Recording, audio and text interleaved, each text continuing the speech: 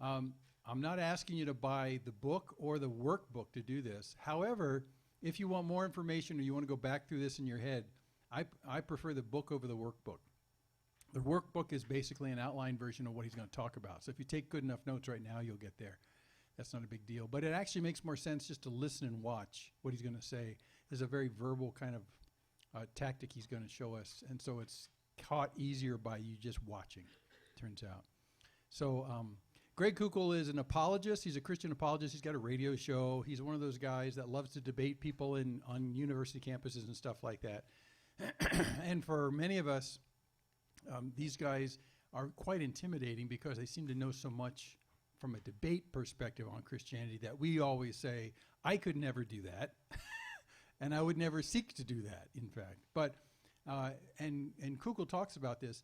This thing he's going to show us has nothing to do with his skills of being an apologist, but it has everything to do with kind of the approach to talking to people, not really the content of what you say. That's what makes it interesting, because usually the content of what you say, you feel like you have to memorize a whole list of apologetic counter-arguments. This is not that.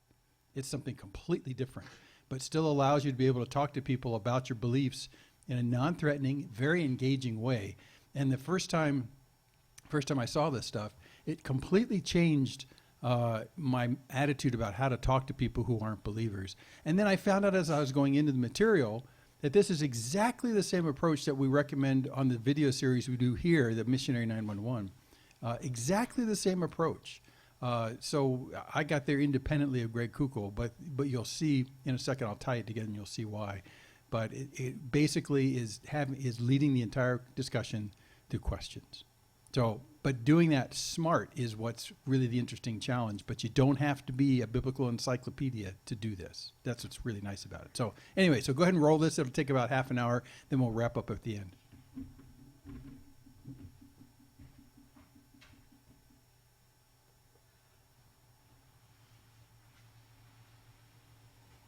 Hi, I'm Greg Koukl with Stand to Reason. And first of all, welcome to the class. I am thrilled that you're taking this class for a very important reason. I think you may very well look back on this particular time that you've spent with me and this tactics class as a turning point in your life. That is, as a time when everything changed for you in the way you engage other people about the gospel of Christ. This is what happened to me 10 or 15 years ago when I began to use these tactics more effectively. And I have taught this to thousands of people, literally. And everywhere I go, people come back to me and they tell me, this changed my life.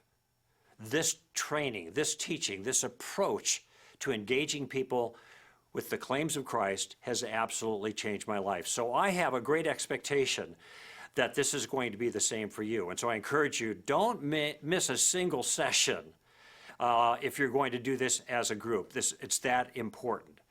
Now, the reason that you're going to be a different person, things are going to change for you because of this course, is because I'm going to provide for you something that has been missing in your training so far. I get a chance to speak at a lot of conferences. There are conferences where a lot of people go to them and a lot of smart guys are doing the teaching, okay? And they bring lots and lots of good information, and that's fabulous. We need it. And in fact, there's hardly a challenge that has been made on Christianity that hasn't been addressed by some really thoughtful person and dealt with, so we don't have to be afraid of anything. But there's a problem with these conferences, and the problem is, well, it reminds me of the Far Side cartoon where the guy's at a class, and it's a math class, and all the equations are on the board, and the student raises his hand and it says, "Professor, can I please be excused? My brain is full." You ever had that situation where you're just overwhelmed with all of the information? It's great, the information that's being given, but there's something missing.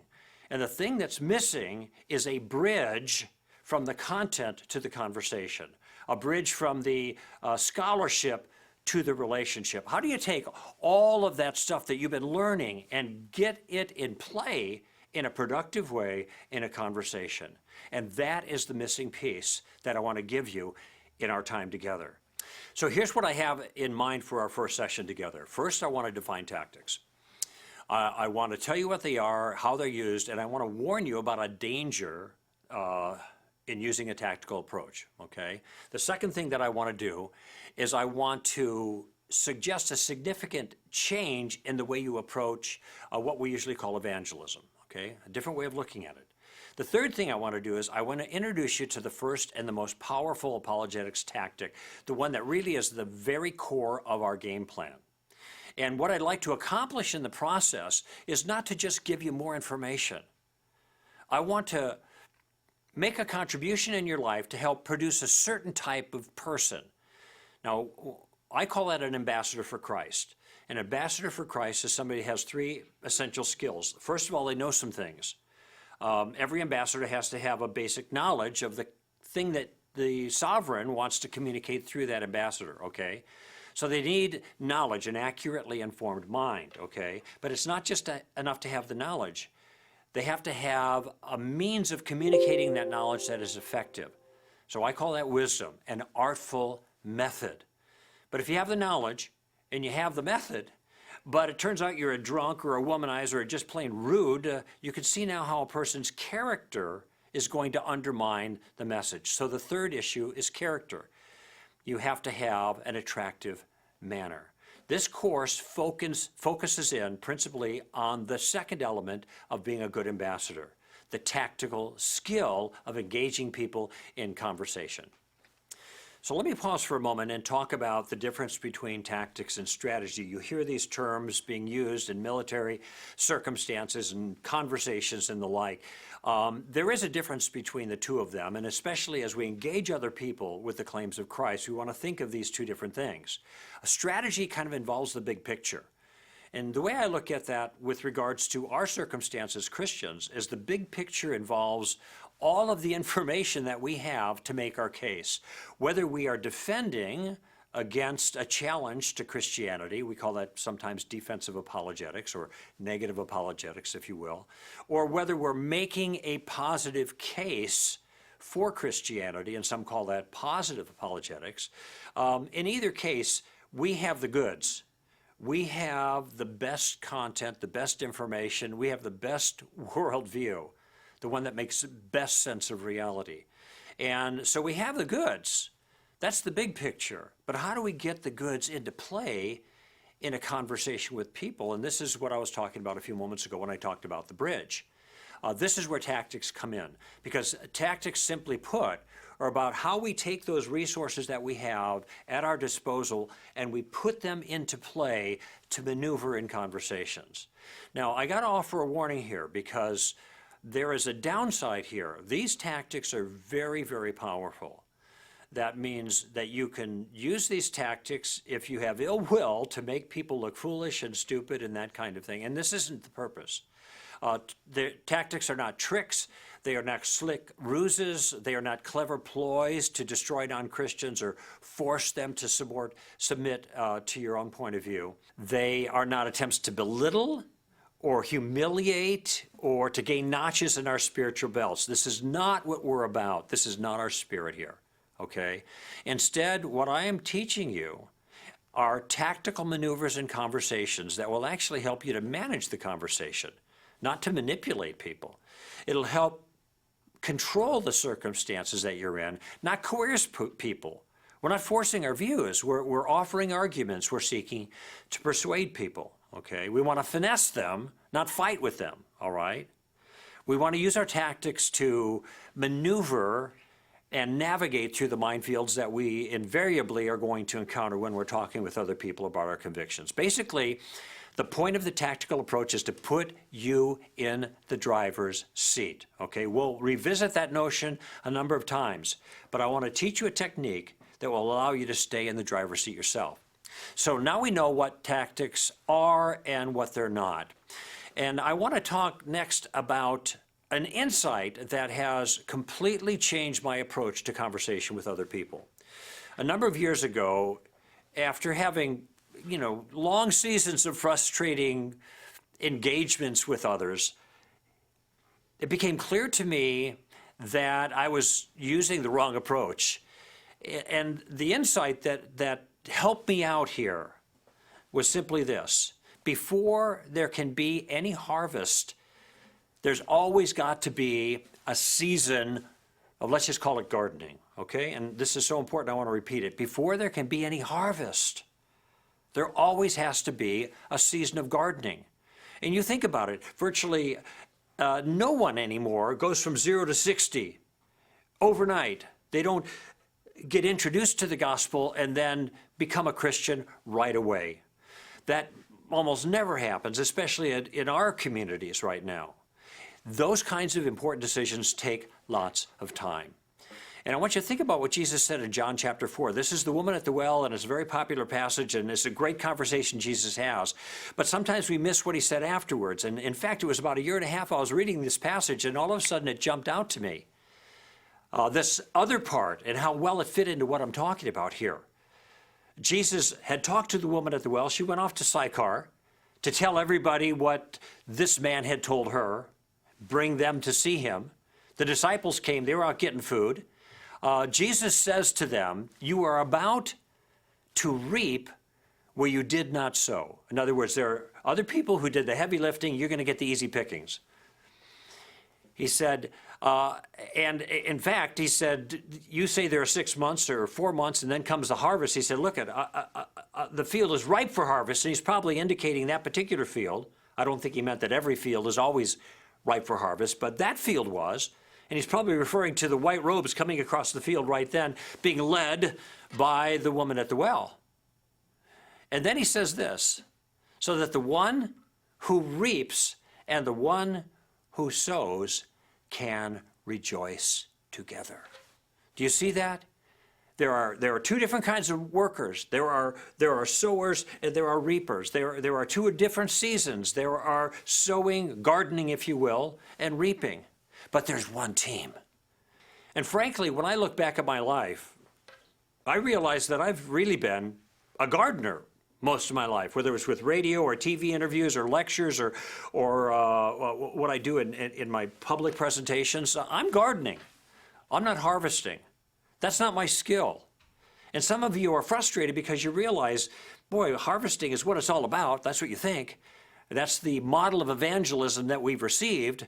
But we're in a period of our time now where people need a lot more time during the gardening phase before they're ripe and ready to harvest. And when they're ready, of course, the harvest is easy because you bump up against the fruit and it drops into the basket. That's simple. The hard work is in the gardening. And since we probably need more gardeners than we need more harvesters, chances are pretty good that you are not a harvester, you're a gardener. And you've been frustrated because you're not a good harvester, you're not good at closing the deal. It makes you nervous, and I understand that. And so you sit on the bench, and you're not involved. You didn't realize that maybe you're just a gardener, and that's the role that you play. Harvesting is easy when the fruit is ripe. It's part of our job, as is part of our team, to do the gardening.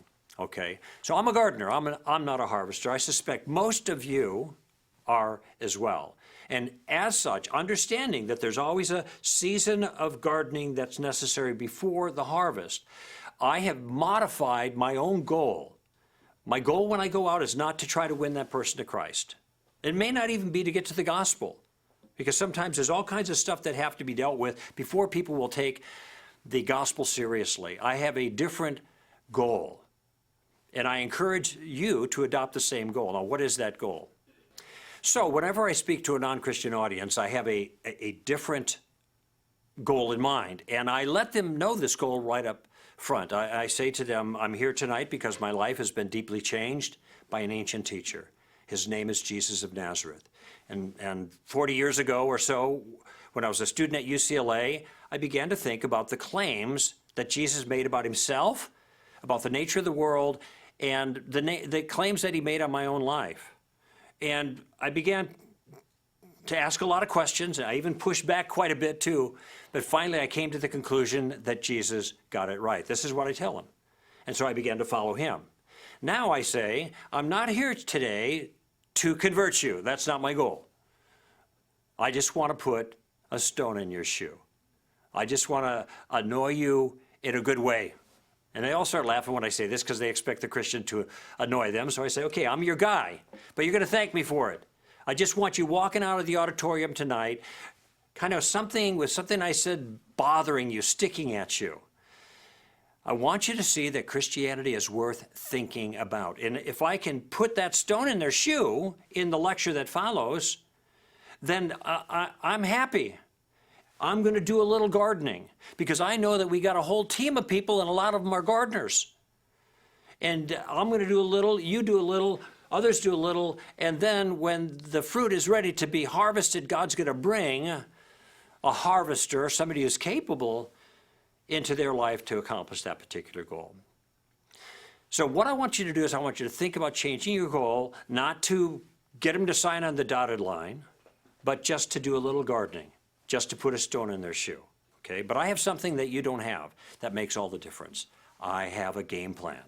And that's the game plan that I would like to share with you during this course. And here's the promise that I'm going to give you.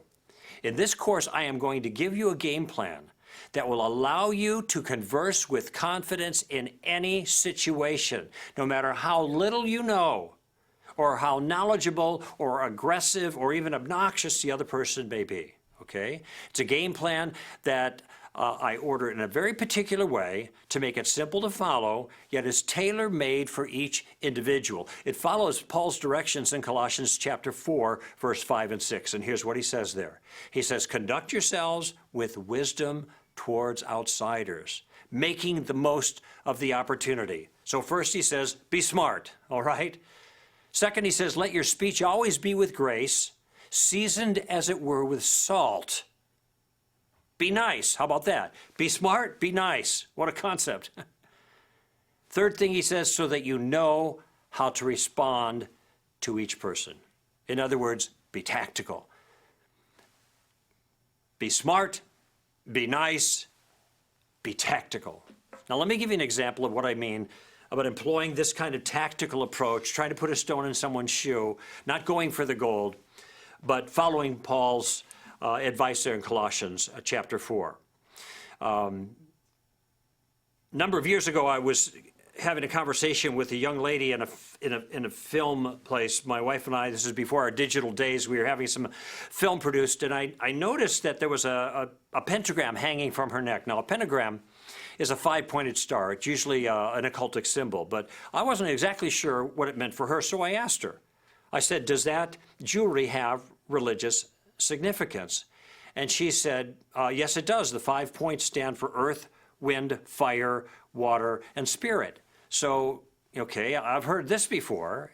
I wanted to know whether it really had religious significance for her, and I asked her that question. She said, yes, I'm a pagan. Now, I'm a trained professional, so I'm, cool and calm. My wife never heard that before. When she heard the lady refer to herself as a pagan, my wife started to chuckle, and then she caught herself, and she said, I'm sorry, I didn't mean to be rude. I just never heard anybody admit it before. She'd only heard the word pagan used when her girlfriends would call their kids in, get in here, a bunch of pagans kind of thing. But the woman wasn't offended. She said, well, no, this is a earth religion. And she began to explain how in her earth religion, they respect nature and life and the like. And I realized at the moment I was talking probably to a witch. And so I asked her, are you Wiccan? And she said, yes, I am. And then repeated this notion about respecting all life. Now, I know a little bit about witchcraft, and they do respect life, and that means that most of the time they're pro-life with regards to the abortion issue. So I asked her that. Are you pro-life with regards to the abortion issue? She said, no, I'm pro-choice. I said, isn't that a little bit unusual for a witch to be pro-choice? And she said, yeah, it is. And then she said this. She said, I know I could never do that, referring to abortion. I could never kill a baby. Now, those were her words. Now, at Stand to Reason, we have training material about abortion, and we train people to make the case that abortion kills an innocent human being, baby killing if you like, but we don't use that kind of language because we don't want people to think we're advancing our case by using slick rhetoric, baby killer, that kind of thing. But now I'm not the one who is using that language. It's the witch who is the pro-choicer who's identifying abortion as baby killing. And one thing I hope that you get out of our sessions together is you get the conviction that you have to listen to what people say, because they're going to give you stuff you can use, and I'm listening.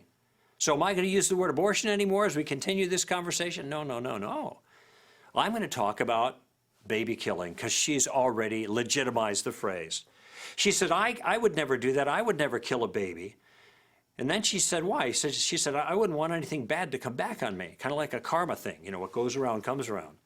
Now, I don't know about you, but I think that's kind of an odd reason not to kill a baby. I'm not going to kill any. You never know what's going to happen to you when you kill babies, you know.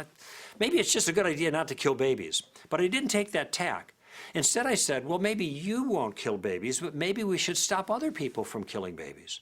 And she said, well, I think people should have a choice. Now, what is the choice we're talking about here? By her own admission, the choice to kill babies, right? And so I asked her that. You mean they should have a choice to kill babies? And she said, well, you know, I think all things should be taken into consideration. I said, okay, well, what would be a good consideration to make it okay to kill a baby? And she immediately said, incest. Now, notice what's going on here. She is trotting out all the pro-choice slogans, right? But she's not thinking about it because she's already identified abortion as baby killing, so all of the pro-choice slogans are now slogans in favor of baby killing explicitly. And it's starting to sound a little weird to me, but she doesn't get it because she's just using slogans. People do this all the time. And Christians do this all the time as well, okay? So I wanted to get her off her stride a little bit. I'm asking questions. Finally, I said, let me see if I understand your view.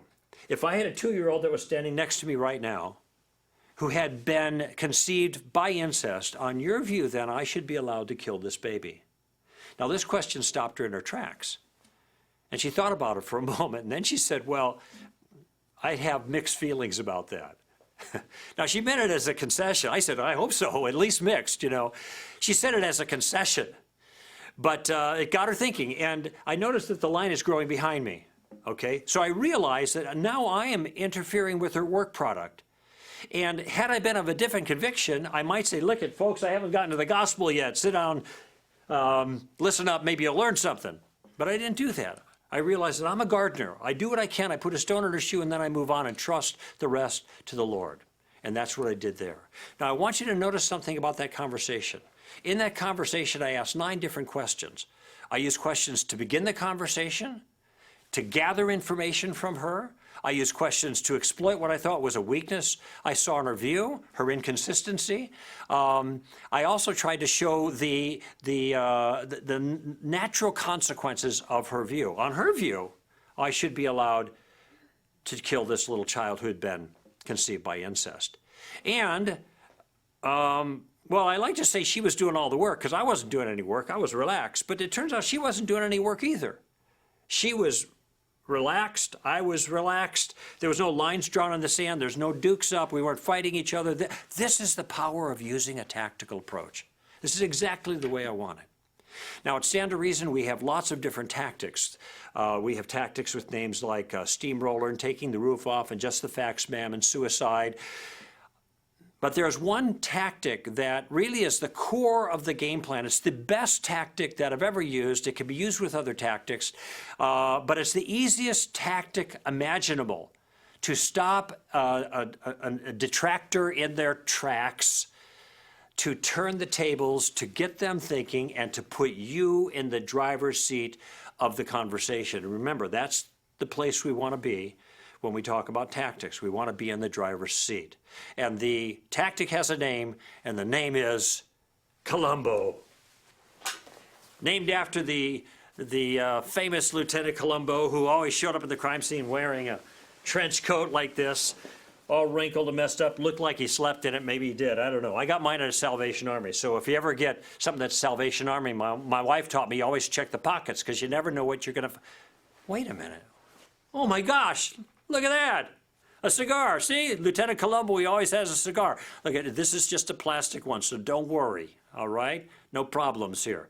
I actually hate cigars. Whenever I find one, I always destroy it by fire. Completely. I don't want anybody to stumble. Anyway, so Lieutenant Columbo shows up. He also's got a pad of paper, right? But he can't use his pad of paper. Why not? Because he doesn't have a pen or pencil. He's got to bum a pencil off of somebody else, right?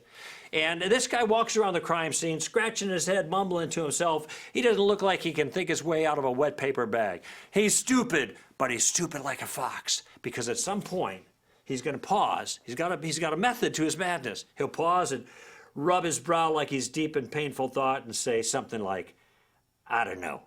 There's something about this thing that bothers me. Do you mind if I ask you a question?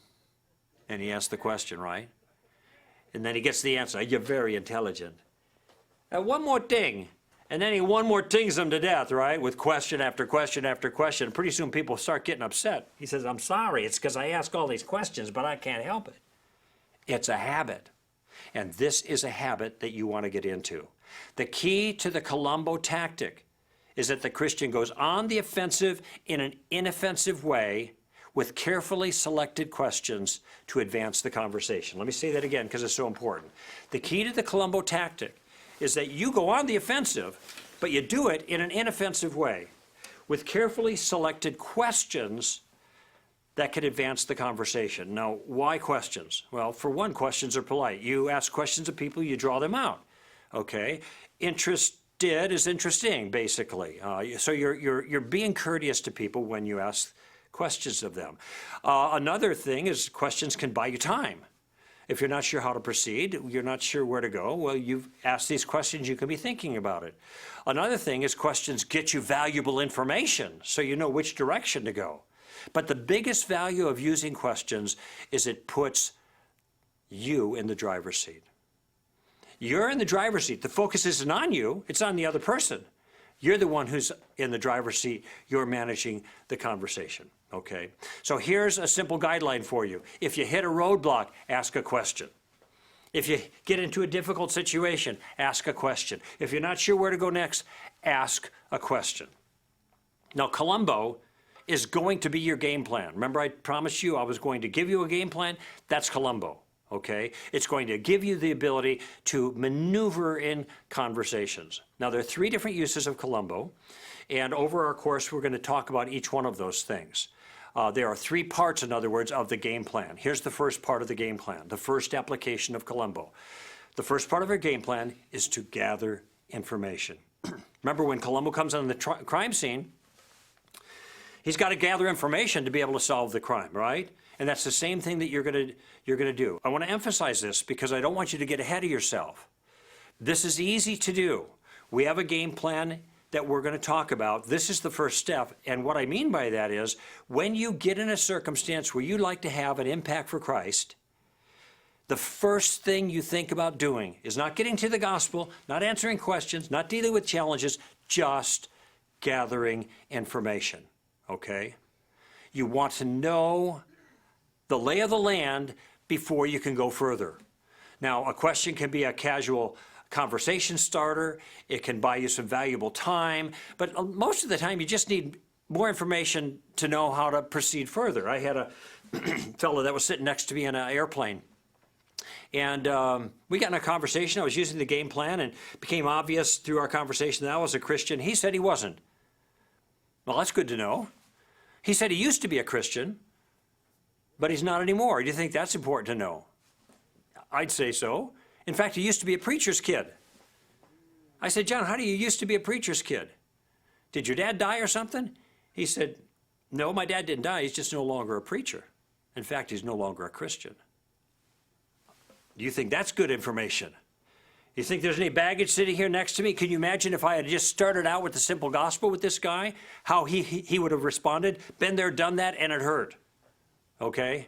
But because I asked him these questions and drew him out, I'm gathering information so that a kind of I can see a topography, spiritually speaking, and where he's at. And I realize that there are minefields there. And now I know how to respond so I can avoid those minefields. So our first step in the game plan is to gather information. And here's the model question that I'm going to give you. That model question is, what do you mean by that? This question, what do you mean by that, can be used in lots of different ways. It's the question I asked the witch in Wisconsin. I looked at her jewelry. I said, does that jewelry have spiritual significance? What do you mean by that is basically the question. Somebody says to you, there is no God. Well, you could start giving all kinds of arguments for the existence of God, but maybe it'd be better to say, what do you mean by that? That is, what kind of God don't you believe in? Maybe you don't believe in a God that's up on a throne somewhere with a long beard in outer space. I mean, I don't believe in that kind of God either. Maybe they don't believe in a God of organized religion, but they believe in some kind of force. Maybe they believe in nothing but the natural realm. You can't go further effectively if you don't know what that is, okay? Once a student said, everything's relative. How do you respond to that? Well, I would never go after the issue itself without asking some questions first, like, what do you mean by relative? I know what it means, but I don't know that he knows what it means. And what do you mean by everything? I mean, if everything means everything, isn't the statement everything is relative part of everything? Which would make that statement what? Also relative. You see the problem there. Once I had a call on my radio show and somebody said, what's a good book on Buddhism? I said, why do you want a good book on Buddhism? See, that's what do you mean by that question? And he said, well, I have a friend that I work with who's a Buddhist, and I want to know how to share Christ with him. I said, well, don't get the book. That's going to cost you money. You got to read it, and it's probably not his Buddhism anyway. I suggest that you go and you grab your friend and you take him to the local watering hole and buy him a latte or something like that and ask him, I'm a Christian. I understand you're a Buddhist. I don't know anything about Buddhism. Can you tell me? And you're going to get an education on Buddhism from that individual. Notice that is also a, what do you mean by that? Tell me your Buddhism. So there are lots of ways to use this question. Just one thing to keep in mind, though. Sometimes when you ask, what do you mean by that? You're going to get what I call the sounds of silence response, which means they're not going to know what to say. Now, you think that they would know what they're thinking about and what their beliefs actually entail, but it's not always the case. Sometimes they don't know, and you're giving them an opportunity to clarify their view. And they won't be able to advance their view based on ambiguity now because you're drawing them out with this question. It's a question you can ask all day long until the cows come home, and there's no pressure on you at all. If there's any ambiguity in the response, go ahead and ask more questions. Have them spell the issue out for you, if they can. A great example of this is the problem of evil. It comes up all the time. Okay, and it catches Christians flat-footed. It's a great spot for your first question. People say, what about all the evil in the world? I say, what about it? Well, doesn't that create a problem for you? Well, what exactly is the problem? You see how what I'm doing is I'm just parrying for a moment and forcing them to be more clear about their own objection. Now, you might be thinking, well, I can ask those two questions. I don't know where to go from there, and there is more detail there. But I'll tell you, when I get into it a little bit, there's a problem with the problem of evil as an objection against Christianity. Because at some point, I'm going to ask, what do you mean by evil? And I know what they're going to say. They're going to talk about murders and rapes and tortures and that kind of stuff. And then I say, wait a minute, you just gave me examples of evil. You didn't tell me what you meant by evil. Why would you give those things as examples of evil and not something like kindness or mercy as examples of evil? So what my questions are meant to do at this point, just the first question, is to get to the core of what they mean by evil. And somewhere down the line, they're going to say, well, it's because things aren't the way they're supposed to be. Now, it might be occurring to you that if there is a way that they are supposed to be, there's got to be a supposer for that, which is starting to lean towards the existence of God on this issue. I don't have time to develop this anymore, but what I want you to see is even on a tough issue like the problem of evil, you can start leading with those first information gathering questions. What do you mean by that, or some variation? And it can really give you an advantage. Gives you more information, it gives you time to think, it gives you an opportunity to reposition yourself in the argument in some way. Look at what you can accomplish with this first step of the Columbo tactic, which is the first step of our game plan. First, it immediately engages the non-believer in an interactive way. That's great. Okay. Second, it shows a genuine interest in the other person's view. That's polite. Third, it forces that person to think more carefully about exactly what he does believe. Fourth, it gets you a free education. And finally, think of it, there's no pressure on you. You're in the driver's seat, okay? This is something very simple to do. So here's what I want you to do. This next week, I want you to focus in your conversations with other people that you hope will have a spiritual impact. I want you to focus simply on Columbo question number 1. Be a student. Be a student of other people's point of view. Okay, so what did we cover in our first session together? We talked about restoring that missing piece, right? That piece that goes from the content to the conversation. And if without that piece, conversations are going to be difficult. How do you get started? We've talked about that particular issue. Next, we talked about the tactical approach in general, the skill of maneuvering in conversations, and how important that skill is for us to be good ambassadors for Christ with knowledge, wisdom, and character. The third thing we said is I suggested that you rethink your approach to this whole project, to think of yourself as a gardener, not a harvester. And to modify the goal, therefore, in your conversations. So you're not worried about trying to get to the end of the game, get people to sign on the dotted line. That might happen in some cases, but you'll see. Don't worry about that at first. Just simply try to what? Put a stone in their shoe. Try to get them thinking. Maybe move them forward just a little bit if you can. And finally, I introduced you to the game plan that will help you accomplish that goal. I call it the Columbo tactic. That is using questions to move gracefully in any conversation. Keeps you relaxed, keeps you protected. So the first step of the game plan, you gather information, use some form of the question, what do you mean by that? Simple. You can do this. Now in our next session together, I'll introduce you to the second step of the game plan. See you then.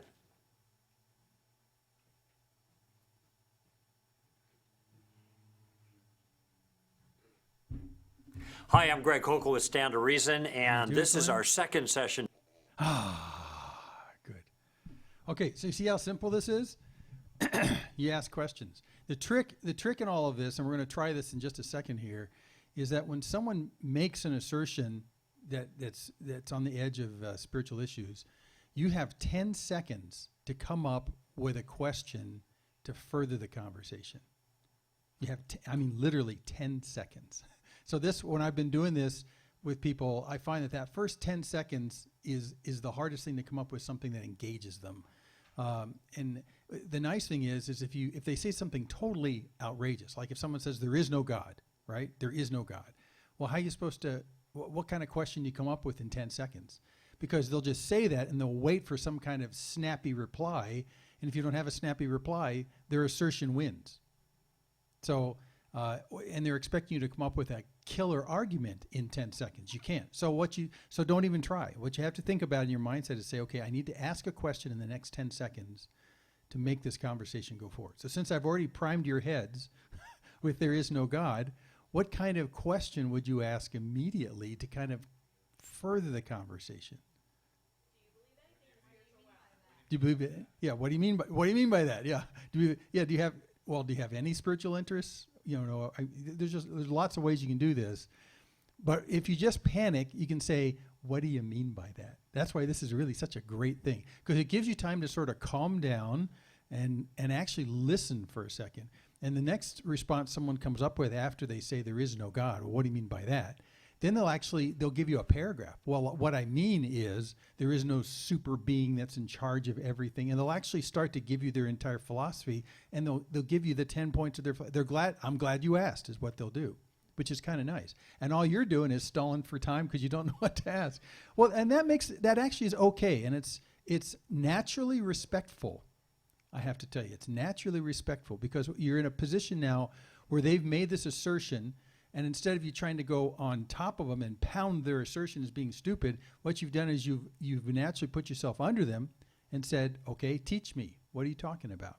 And in Missionary 911, that's what we talk about. It's kind of like when you respond, are you responding by slamming on top of people, or are you going underneath them and asking them to be the experts? With the Missionary 911, it's natural because the missionaries are trained to be the experts in the conversation. So let them be the experts. Let them be the experts, and you just ask them questions to sort of draw out where they're coming from. So that's why this is just such a great approach. What if someone said to you, we'll try it again. So I'll give you 10 seconds. Are you ready? You'll feel the pressure. What if someone says right in front of you, they say, well, you can't trust the Bible. It's just an old document full of translation errors. Do another one other than what you mean by that.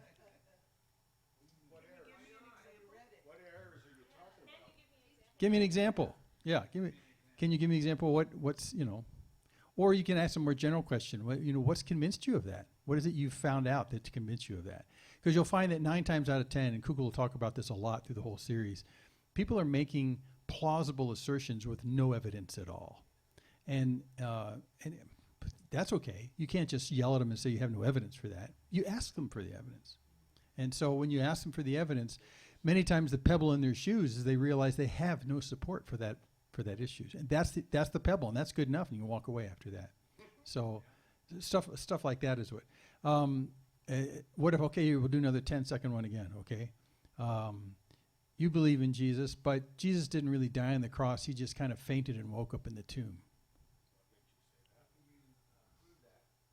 How can you prove that? Okay, what else? What makes you say that? That's all. That's a great, what do you mean by that? Yeah. So it's a good evidence question. You can go to an evidence question. Oh, really? What convinces you of that? What have you read that I haven't? So when you do that, that kind of draws them out in a particular sense. Now, this first question and the response stuff, it seems easy to do, but it's not. It's hard to come up with a good engaging question in 10 seconds. And sometimes you have to pre-think it if you have that on some topics. Kukul has that. He's not going to share much of that because that's not the point. The point is that when you're doing discussions with people, you want them to sort of want them to present their own views so that you can figure out where you want to maneuver your discussions in their views. And their first assertion is seldom their best explanation of their views. So you use Columbo to go on the crime scene and gather evidence. You're trying to expand what they're trying to do. You just ask them questions. Just ask questions. That's all you got to do is ask. So you can get a lay of the land. And as you're getting a lay of the land about what they believe, things will start popping out to you. And you'll be thinking, as they're saying it, as you're listening, because you got to actively listen, you'll think, I got to follow up on that because that's probably a problem. And they're thinking they don't know it. Well, the next sessions coming up are how you actually do that, how you steer based on what you hear. But if you don't ask the first question and you don't get them to talk more than you're talking, and if you're not using questions, you're talking too much. But unless you do this first, then there's no fabric in the discussion for you to ask more questions and maneuver. So really from this point on, it's not about just asking questions. It's asking questions in what directions. What do you want to do with that? So I'll give you one example because I have about a dozen pre-planned questions that I use with Mormons, and they're really quite interesting because the responses I've gotten have been all over the map. So I'll give you one of them because I used this during our open house over here in 2012 when the temple was open. So I'm walking around talking to people on the sidewalk. And it was late at night. It was the end of the session. And all the visitors had gone home. They were closing up the place, but they still had a handful of orange-vested older adults who were in charge of, making sure things were going on okay on the street. So I could tell that this one guy standing right on the corner over here, kitty corner from the UPS store, he was standing there kind of making sure everything was okay. He's got his black suit on and his orange vest, and things are wrapping up. He's just supervising to make sure everything's okay. And I know he's local, so I came up to him and I said, "Hey, I'm local too. I live in Brigham." And he said, "Yeah, it's kind of gruff." Yeah. And I said, "Look, this is a great opportunity. I've had this question nagging at me forever, and this is an authentic question I've always had." I said, I've got this question. Can I ask you this question really quick while we're wrapping up?" Because he wasn't doing anything. He was idle. And he said, "Sure. What's your question?" So it automatically puts him in the expert category when I say, well, it's a question about Mormonism, and there's a part of it I don't get because I'm not Mormon. I told him this up front, but that's raised this question. I've never understood this living here in Brigham. This has come to me. So here's my question. So he's all, "Yeah, I can answer your question. Sure." So it always puts someone kind of above you in that sense. I said, "Look, here's the deal. When I talk to folks in the neighborhood or around the area about historic polygamy, they'll always kind of go back and start talking about, well, yeah, it's cool. My great-great-great-grandmother was one of, and I said, I get this really sort of warm, funny, kind of quirky conversation about polygamy in our history. And it is kind of cute, and it's kind of, it's not uncomfortable. People are sort of proud of the fact. But it's, it's back then, and this is now and stuff like that. He goes, "Yep, that's right. So what's your question?" I said, "Well, my question is, when I talk to people now about Joseph Smith's polygamy, then they shift and become very angry." I said, "That's my question. Why is that? Why can you talk about great-great-grandmother so-and-so, and it's fun and quirky and, but then when I talk about Joseph Smith, who's even further past in the past than they are, and then they get angry. So why is that?" So, and then instantly, he starts to get angry. And I said, like you're feeling right now, right? I don't understand that response. I mean, literally, I didn't grow up in Mormon Utah. I don't get that response. So teach me, oh great one. Why is this like this? I don't understand what the dynamic is. And I've gotten answers all over the map when I ask this. But this is a pre-planned question, that's different than just running up against someone artificially. But it's brought great conversations. I mean, that has brought great conversations because most people don't even know why they get angry. What did they say? Well, this particular guy said after he was kind of flustered from it, because he didn't know either. I could tell he just didn't know. I was ready to just sort of let that go, and from Kukul's, nomenclature, call that a pebble in his shoe, because that was a big pebble in his shoe. Because he was doing it. He understood it because he was experiencing it. So after a bunch of flustered several moments, then he finally said, well, we don't teach that. And I said, well, you don't teach Smith's polygamy? He says, no, we don't teach that. I said, but it's true, don't you? Well, of course it is.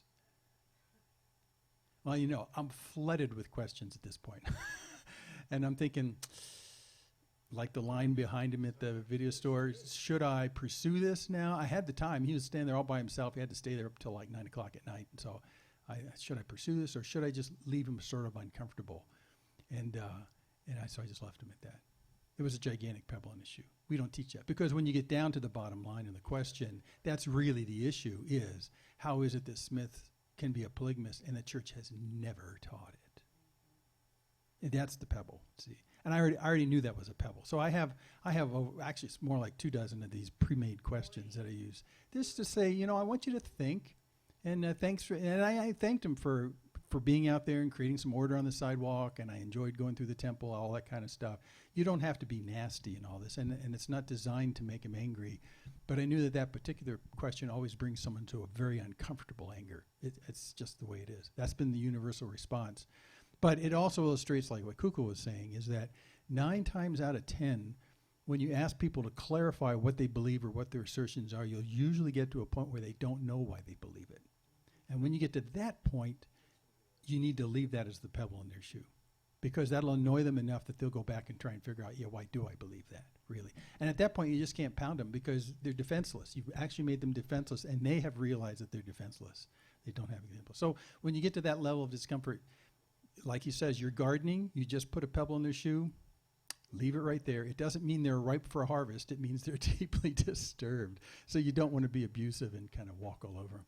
So you ask questions until it gets to be pointless in that particular sense. There's sort of an emotional problem with it. But you can see also in this process, from my example and Kukul brought more examples, that if you're dedicated to asking questions, you have to have a path your questions are going to go. And so you have to have a little bit of background knowledge, especially if you're talking to secular humanists and stuff like. You have to have a little bit of knowledge of where you want to go, and that helps you a tremendous amount because it allows you to direct the conversation into quality spiritual conversations rather than stupid conversations. So that's what the rest of the 5 sessions are all about: is how to steer your questions and how to spot through active listening, how to spot assertions that are in themselves self-destructive. So you want to be able to steer towards that point of self-destruction so they realize that, or they're without evidence. So that's what these next things are: how to listen actively, how to spot areas that might be really productive. But if you completely space off on the next 5 weeks and you don't do anything else, just do this. This is just a remarkable tip all by itself. You don't have to bring someone to Jesus in the first face-to-face confrontation. But what you do want to do is you want to get them to the point where you get them thinking. And that usually is about putting a stone in their shoe, and that you usually get them thinking about that by asking questions. Because you're the student, they're the expert, and the expert can't answer some of your questions. And that's really disturbing to most people. They need to answer that for themselves. So if you forget everything else, ask a question when you first engage. You got 10 seconds to come up with that first question. And if you totally panic and you don't know what to say, you ask, what do you mean by that? No kidding. I've done this before. It's incredibly comfortable. It just eases your pressure. You go, and then you just listen. And you'll find opportunities by listening to question in those directions. I mean, it's a very natural way to do things. So the next time someone makes a crazy claim, there is no God, and your system just shocks, you go, well, what do you say? What do you mean? What do you mean by that? Exactly. Just say that. Just say that, and then sit back restfully and hear what comes next, because it's just fascinating. That's the whole technique. So you can buy Kugel's book. It's called Tactics by the same thing. I think it's a great book. I've read it twice because I so value his insight about how he does this. But it's all based on just this one thing. Just keep asking questions, direct the questions in a way that leads people in a direction that's going to be profitable. That's the harder thing, is to know how to do that. But if you're not really good at that, just ask questions about what they mean, and then wait for opportunities for when things are said that you can say, I can ask questions in that direction. And it's very simple. Dorothy just had an experience with a woman in the therapy pool here in town. And she actually asked the first question, didn't she? Yeah. But then after that point, you're asking questions of each other. And why it's natural and why it's respectful is you don't try and slam people with what you know to be true, like a sledgehammer, pow, and get them to realize through the force of your logic that they're wrong and you're right. That's a prideful approach. You don't want to go that way.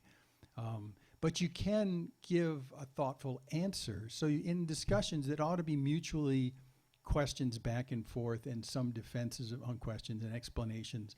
And as a result of that, you don't have to be a hyper-trained apologist with an encyclopedic knowledge of both cults and the Bible to be able to come out on top. You can just ask questions.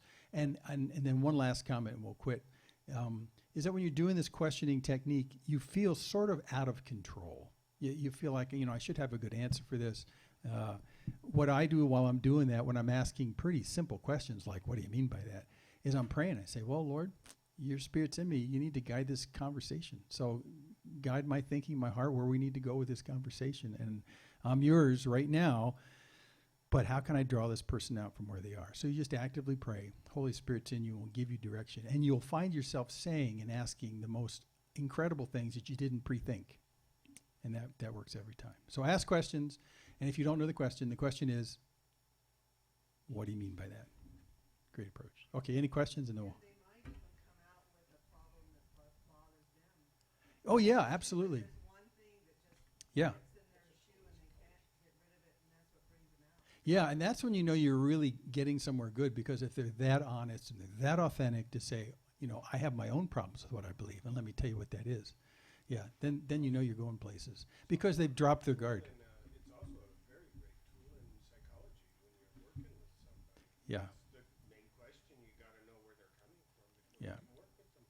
yeah. It's just respectful. You got to know what they're thinking. That's the respectful thing to do. Yeah, Mike.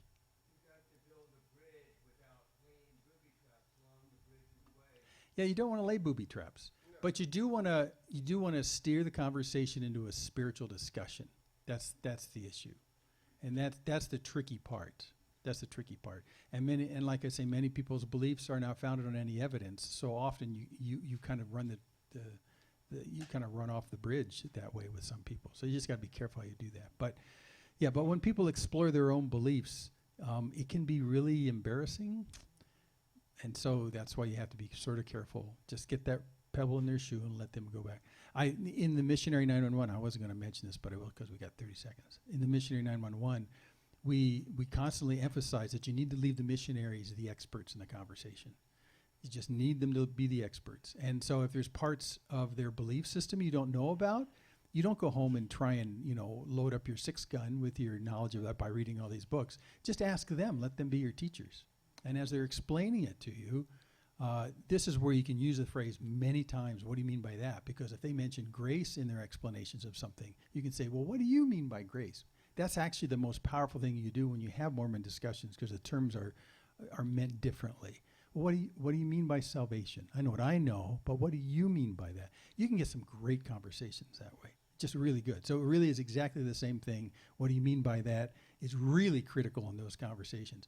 And then what we recommend is that if a missionary, for instance, if you ask them a question and they look stymied by it and they'll feel embarrassed by it, because they're the teachers and you're the student, and they feel stymied by it, you kind of take the pressure off. You say, you know what? I'd like to know the answer to that too. Can you go back to like your mission president, and can you ask them? Because I'd like to know the answer to that too. And they'll go, well, yeah, I can do that. And I've seen them respond like that before and say, yeah, I can do that. And suddenly they are back on being the teacher position with you, not the teacher who failed, but the teacher who will find the information for you because they want to know and you want to know. You both want to know, and then they're your emissary, and you put them back in the position of them being the teachers. They're just going somewhere else to get it. Yeah, so that happens an awful lot, to allow them that when they don't know the answers. So when people ask me questions I don't know the answer to, I say, I don't know, but I'd love to work on that. Hey, I'll find out and I'll get back to you because I want to know too. There's no embarrassment in that. So, okay, let's quit. It's 8:45. So we're going to start next week right on the stroke of 8:45. So, yeah. And set your clocks ahead next week because that's the week. Yeah.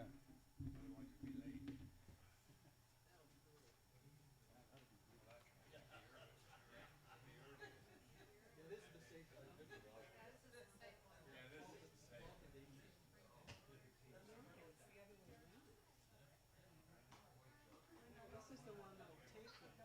You miss it in the springtime. It's totally something. You miss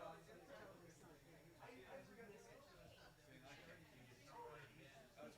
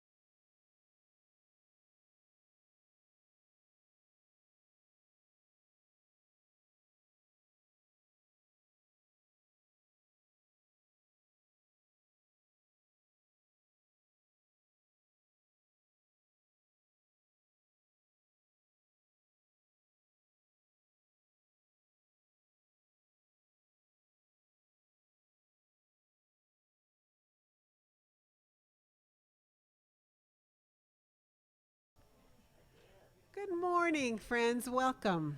Good to see you this morning. Thank you.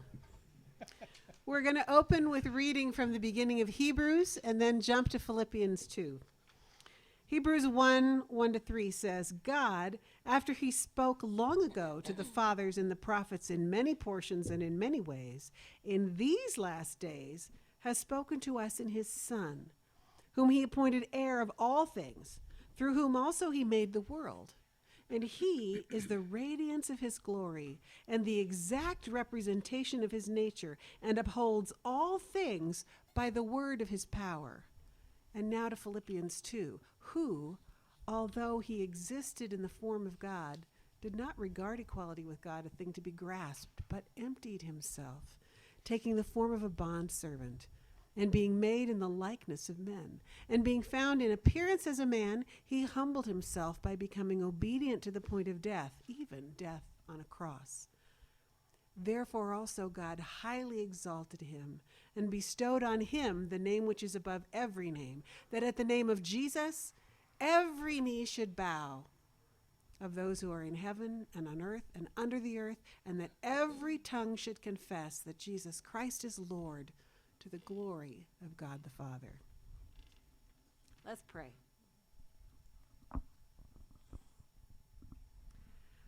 Oh, Father, we come this morning. We come to worship. We come, Father, to speak together these truths of who you are and what you have given us in your Son. So, Lord, as we come to worship, would you meet us this morning? Would you open your word and meet us in your spirit and cause us, Father, to be refreshed in the life that you so freely give through your Son to us. So, Father, we thank you this morning. And we praise you in the name of Jesus. Amen. Let's stand.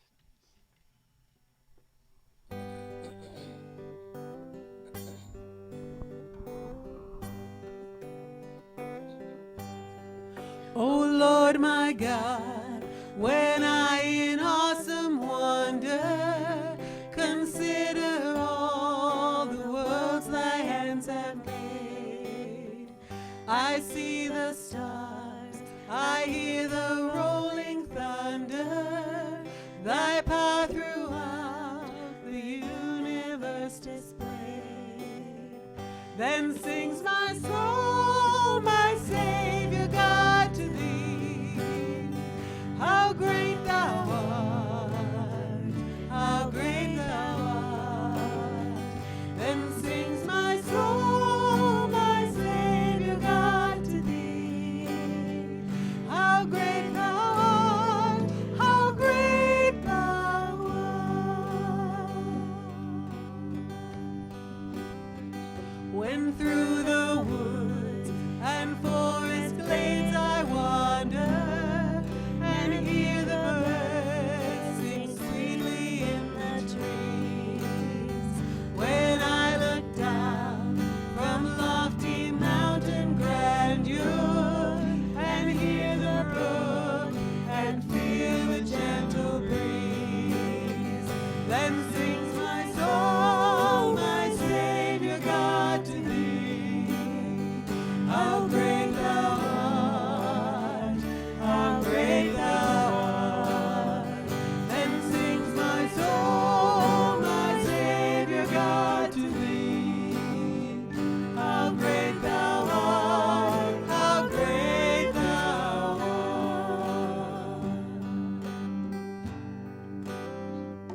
And when I think that God his Son not sparing sent him to die, I scarce can take it in, that on the cross my burden gladly bearing, he bled and died to take away my sin. Then sings my soul, my Savior God, to thee. How great thou art, how great thou art. Then sings my soul, my Savior God, to thee. How great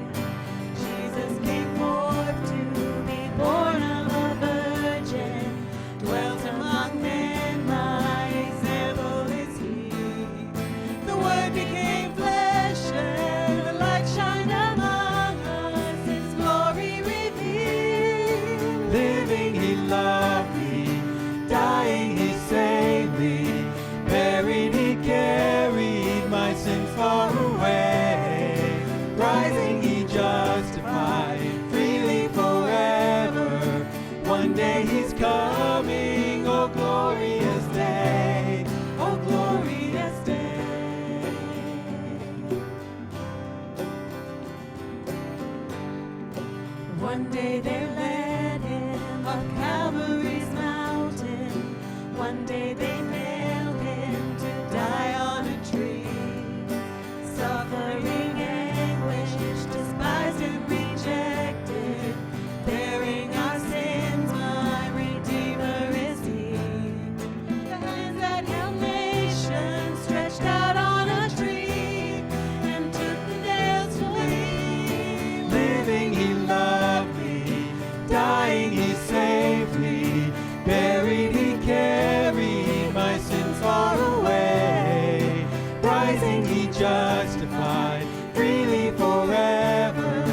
One day He's coming, oh glorious day, oh glorious day.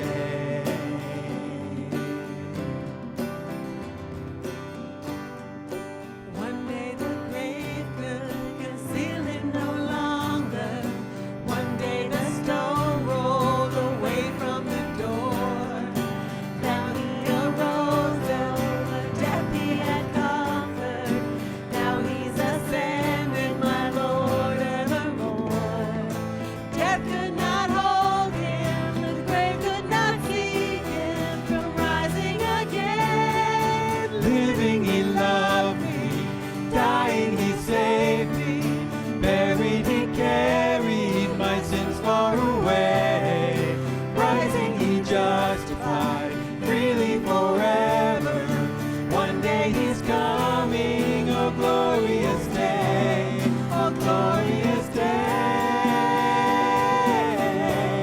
oh glorious day.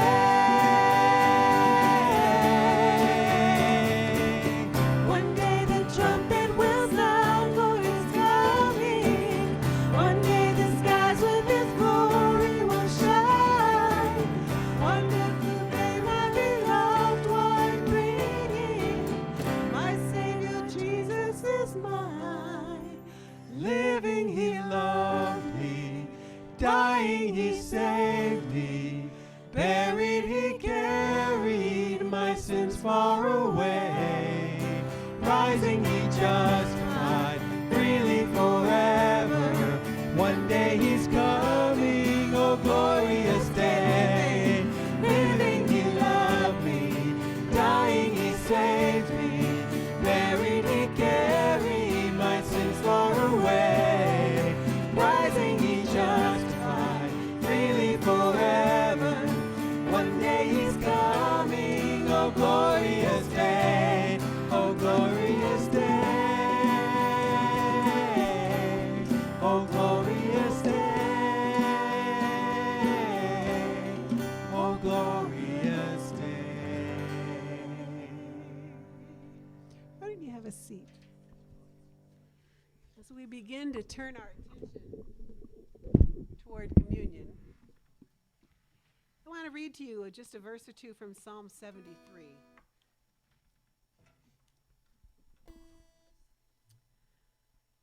Psalm 73, verse 25 says, "Whom have I in heaven but thee? And besides thee I desire nothing on earth. My flesh and my heart may fail, but God is the strength of my heart and my portion forever. As for me, the nearness of God is my good. I've made the Lord God my refuge, that I may tell of all thy works." This song is less familiar. We haven't sung it in quite a while, but it speaks to that truth. We really have no other rescuer. We have one place to look, and that's to the God who came down from heaven to rescue us. I lift my eyes up unto the mountain. Where does my help come from? My help comes from you, maker of heaven, creator of the earth. Back to the top. I lift my eyes. I lift my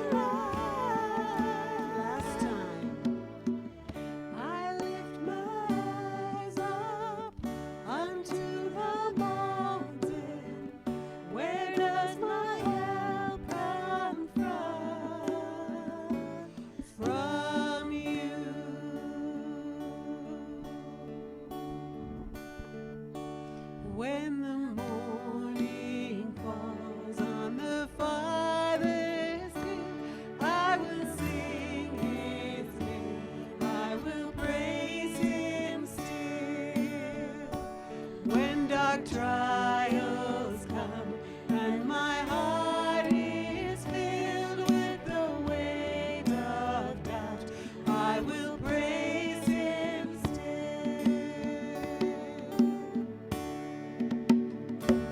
For the Lord our God, he is strong to save from the arms of death, from the deepest grave.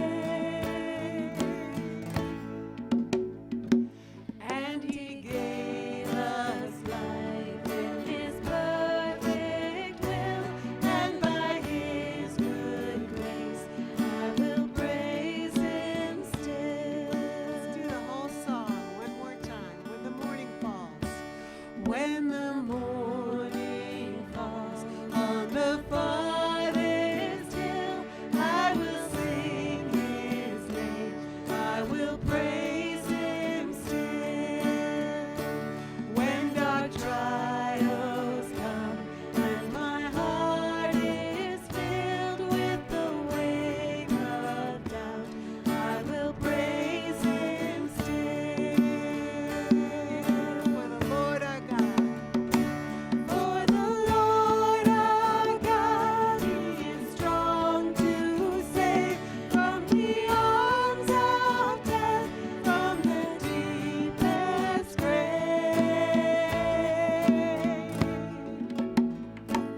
And he gave us life in his perfect will, and by his good grace I will praise him still. For the Lord our God.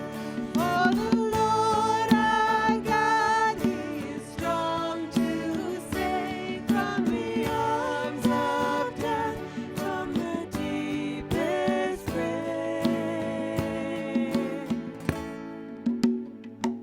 And he gave us life in his perfect will, and by his good grace I will praise him still.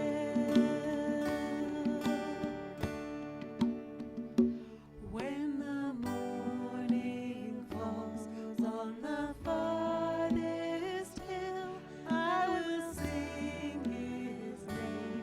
I will praise him still.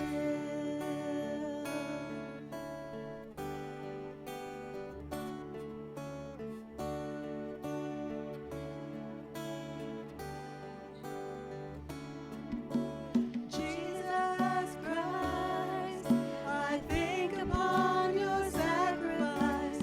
You became nothing, poured out to death. Many times I've wondered at your gift of life, and I'm in that place once again. I'm in that place once again. Let's sing it again. Jesus Christ. Jesus Christ, I think upon your sacrifice. You became nothing, poured out to death. Many times I've wondered at your gift of life, and I'm in that place once again. I'm in that place once again. And once again I look upon the cross where you died. I'm humbled by your mercy, and I'm broken inside. Once again I thank you. Once again I pour out my life.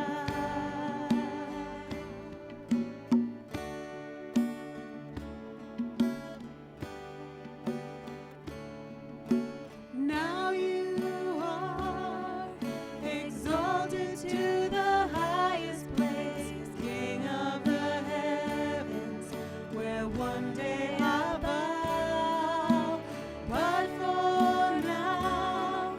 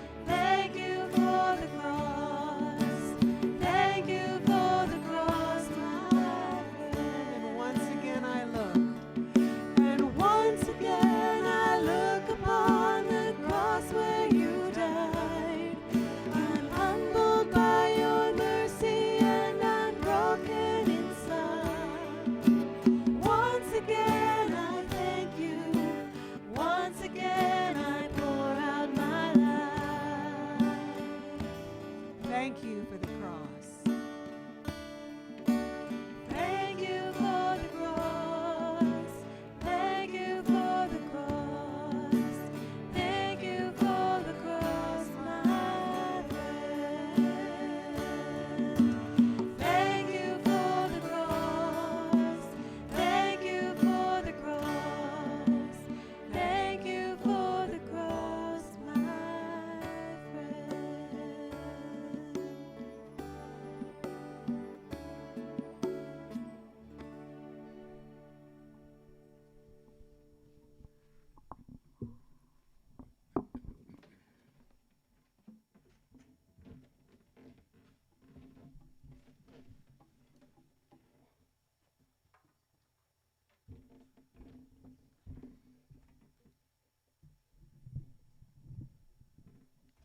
We come to the Lord's table this morning, and I'm all clogged up.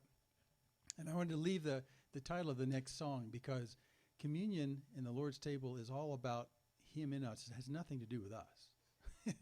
see how it says that? Yet not I, but through Christ in me. And that'll be true throughout all the ages, is when we look back on where we've come through in this life. We'll say, this, that, but in the end, it was nothing about me. It's all about Christ, what He's done for me. In fact, when I come to the Lord's table, you might think this is sort of silly, but I envision in my own mind Him pulling up the chair you're sitting on and pulling it back and say, here, I've done this for you. Sit down right here and partake in what I've done for you. And in a real sense, He's pulled the chair out, and I chose to sit down and to give my life to Him and to partake of what He's given to me. But there's no way for the rest of the universe I'll be able to take credit for that. He just pulled the chair back and said, here's your place. And I sat down. And I've been eternally grateful. It's what He's done for me now, what we've done for Him. And I could never claim, well, I was smart enough to recognize that He pulled the chair out for me, and I was smart enough to sit down. I was smart. No, it's like none of that stuff. So we come to communion this morning. If you're visiting with us, we'd love to have you join us, as long as you're doing it for the same purposes we are, not to gain anything in God's eyes, not to reinforce any promises you've made to God, all those kind of things that have been cluttered on top of what this is all about. And Jesus told us what this is all about. You do this to remember. You do this to remember. And as I've emphasized before, we actually don't just sit here and close our eyes and remember. That would be one thing. But the partaking, the action, is part of commemorating. It's part of sort of again saying, yeah, this is what I did. This is what I continue to do. I take into me what He's done for me, and that makes life. It makes life. It makes everything different. So in a moment, we'll take the elements together. I didn't get any. Can you bring me some? I bad foresight on my part. As we're getting ready to do that, I often go back to what Peter warned us about. Peter didn't write about the Lord's table, but he did talk along with everyone else about what Christ has done on our behalf. And that's really all we're celebrating right here. And in a particular part of his first letter, he was being very careful about, listen, if you claim to be a follower of Jesus, you need to be kind of sobered up in a sense. You need to be fearful is the word he uses. You need to realize this is a big deal. You're following Christ, what he's pulling away the chair for you. This is a big deal. This is not something that's just casual on God's part. This is something that costs something incredibly dear. And it's the cost that he emphasizes, which is why he brings up the idea. He says, look, if you call him his Father who judges impartially according to each one's deeds, well, conduct yourselves with fear.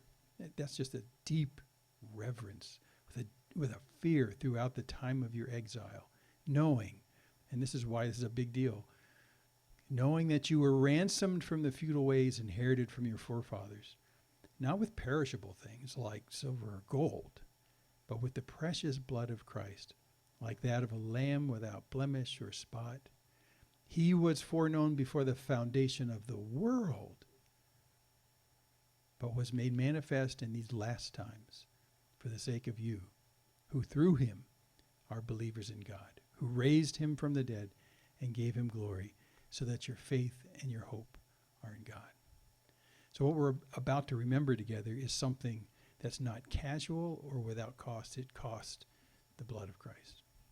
So Peter says, you got to have that on the top of your minds. If you're a follower, remember that the place you're in, this chair that was pulled out for you to sit in, cost a tremendous amount. And that's what we celebrate right now. So when Jesus was in the upper room with the apostles, in the part of the Passover Seder that was being done that night, he took the bread and he broke it, and he says, this is my body broken for you.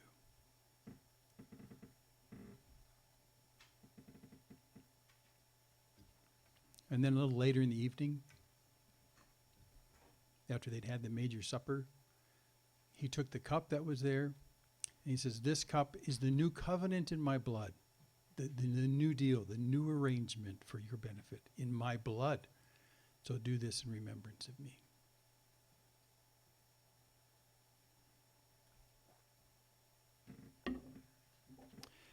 Lord, it's our delight to remember.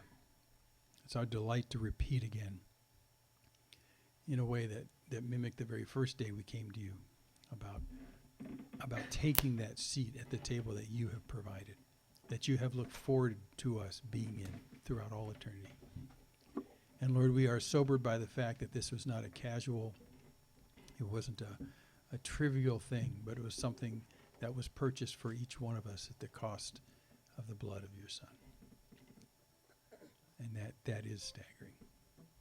So Lord, I pray that as we go on through this week and the weeks to follow, that you will continue to remind us that where we are in you is first something that we didn't create, that we can't take credit for, only because of your Son, because of what Christ has done for us, but also to be humbled by the fact that this cost a tremendous cost, the death of your Son, and that we find our place in your kingdom because we have been redeemed at the cost of Christ.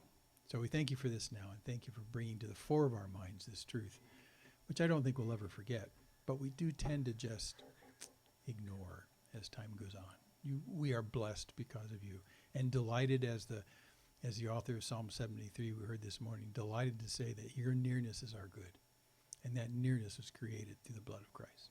So thanks now in Jesus' name. Amen.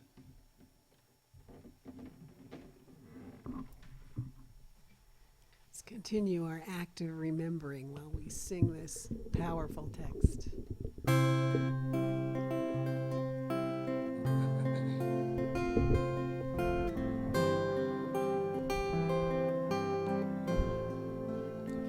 What gift of grace is Jesus my Redeemer?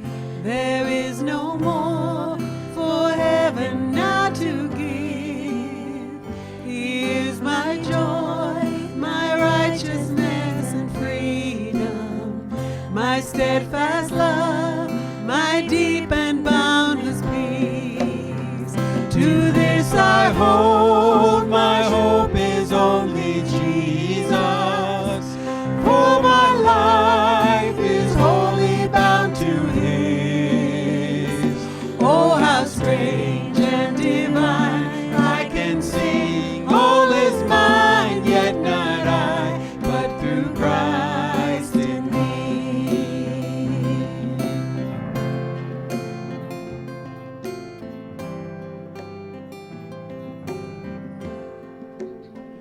The night is dark, but I am not forsaken, for by my side the Savior He will stay. I labor on in weakness and rejoicing, for in my need His power is displayed. To this I hold, my shepherd will defend me. Through the deepest valley He will lead. For the night has been won, and I shall overcome, yet not I, but through Christ in me.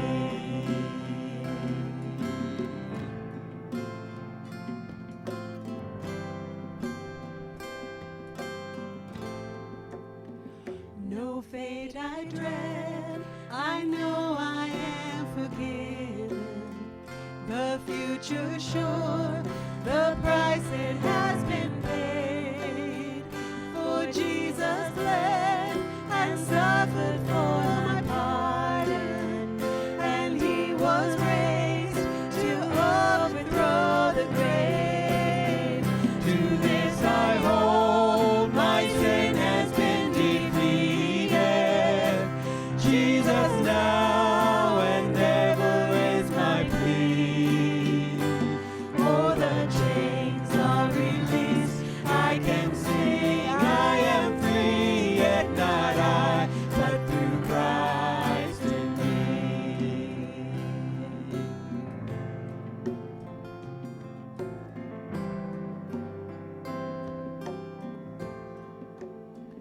With every breath, I long to follow Jesus, for he has said that he will bring me home.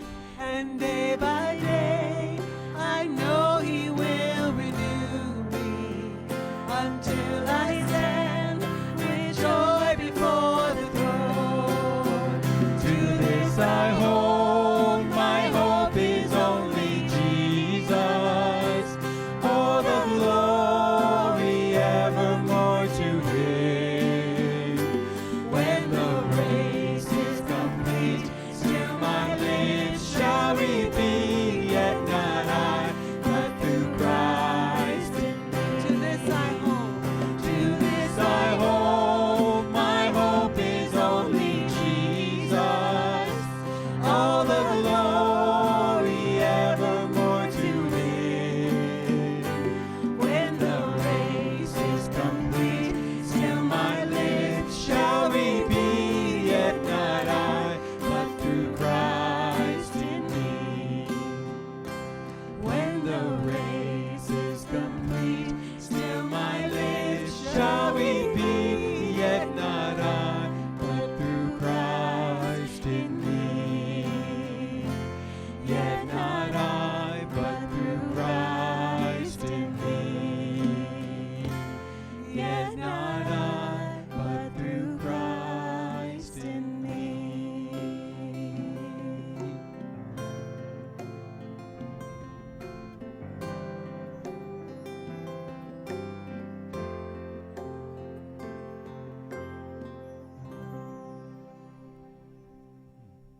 Pray with me. Lord, we have no more to add, not from us, but from the gracious gift of your presence within us. And Lord, we honor you this morning by singing these truths. To this we hold. Our hope is only in you. And we thank you, Father, in Jesus' name. Amen. And you have a seat, and let's give our offering. If you are visiting as a guest, don't feel compelled to give. This is part of our worship, and we do it with joy. So let's pass that.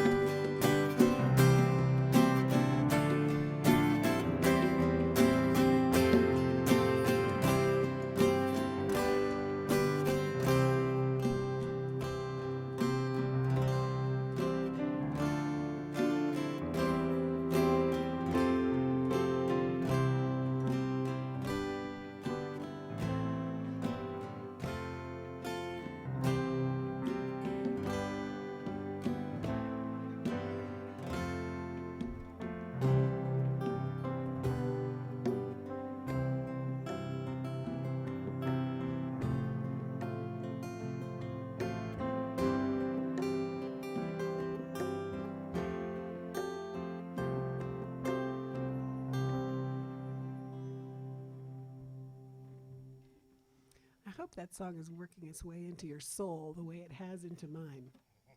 Powerful, powerful text. I want to take a minute to offer you a couple of updates. I received a text this morning from Loretta, and I want to read it to you. Our dear Muhlstein family is under incredible weight, but it's good. She sent me a beautiful picture of Olivia. She says, "Phew, long week. Hannah came home yesterday afternoon." Maybe you didn't realize that Hannah had surgery for gallbladder this week, and it was quite complicated, and they wound up taking her down to Salt Lake, or to Ogden Regional. Anyway, I won't read you the details of that, but Hannah is home. But here's the part about Olivia that she wanted me to share with you. Olivia had her brain MRI yesterday and will be having her G-tube surgery on Thursday, which is good since she's pulled out the feeding tube every day for the last 3 days.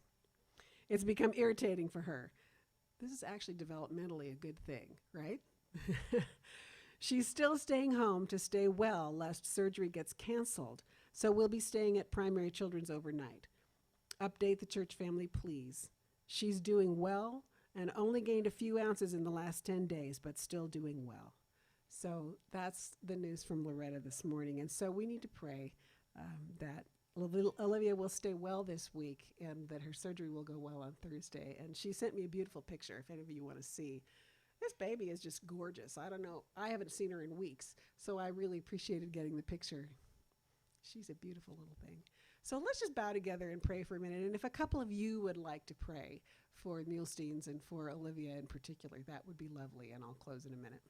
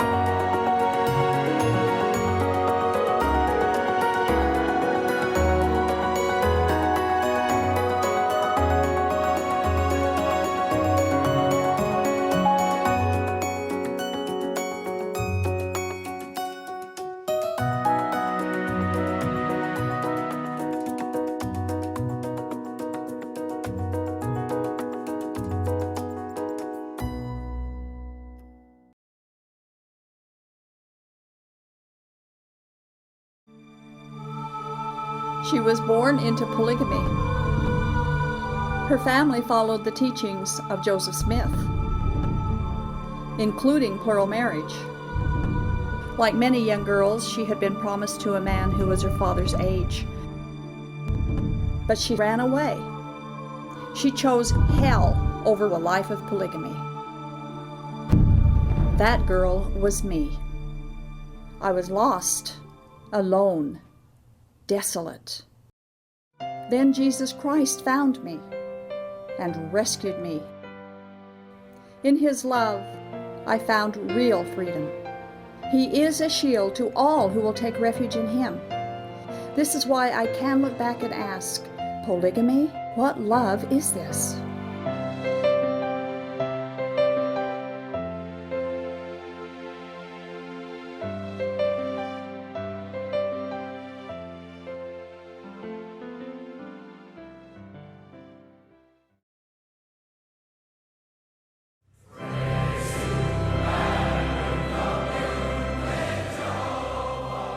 I sang that song for more than 60 years, a song of praise to Joseph Smith, the prophet of the Restoration and founder of the LDS Church, the church I served as a bishop for 5 years. I knew the church was true. I was a faithful Latter-day Saint. My life has been built on certain truths, but wishing doesn't change the truth. Jesus said, "You shall know the truth, and the truth will make you free." When I finally learned the truth about the real history and doctrines of Mormonism, I realized that I was following the gospel of Joseph Smith and not the gospel of Jesus Christ. I have come to learn that many others have made a similar journey out of the bondage of religion and into an authentic relationship with Jesus. And that's what this show is all about. Courageous people who want to share their story, hoping that you, the viewer, will discover the same new life in Jesus. So if you're a Latter-day Saint who is struggling with questions or seeking a genuine encounter with the Savior, we invite you to join us tonight. We have a joyful message that we want to share with you.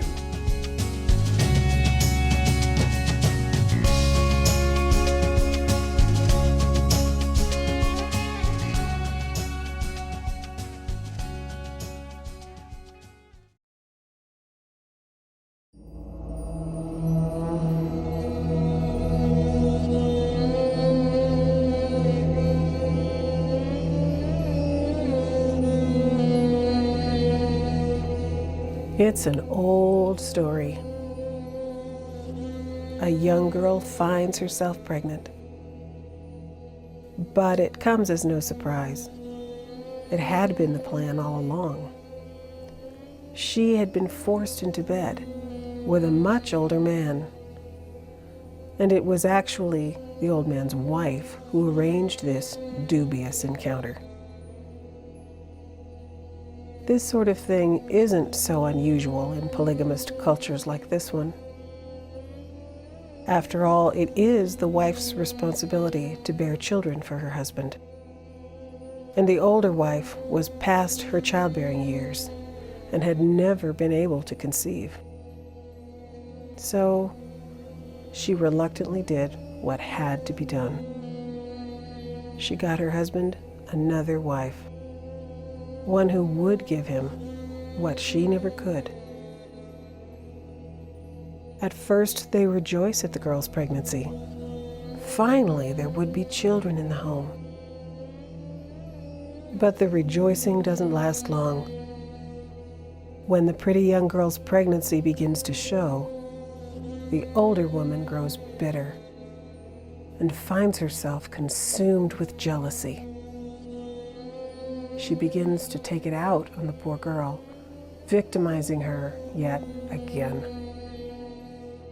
Finally, a day comes when some fit of rage is the last straw, and the young girl decides it would be better to take her chances out in the unforgiving world rather than languish in her abusive prison. So she escapes. Sadly, things go from bad to worse for this poor girl. She has no means of survival in the harsh reality of the outside world. Hopeless, alone, and destitute, she sits down and hopes that death comes quickly. You may recognize this as the sad account of Abraham, of Sarah, and the maidservant Hagar. You can read all about it in Genesis chapter 16. But this story repeats itself over and over today in thousands of polygamous homes right here in North America. Women who know only oppression, who are unwitting pawns in other people's schemes. Women who have never known a God of love, a God of compassion, a God who is near. They have known only abuse, abandonment, and hopelessness.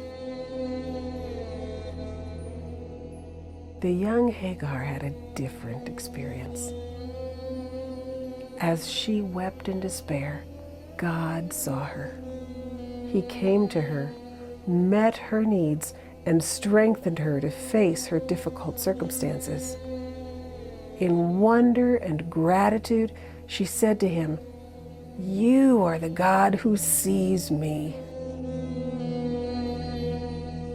But what about the plight of the thousands of women who are living Hagar's nightmare right now, right here in our own nation? Does God not also see them? Will He not also come to their rescue?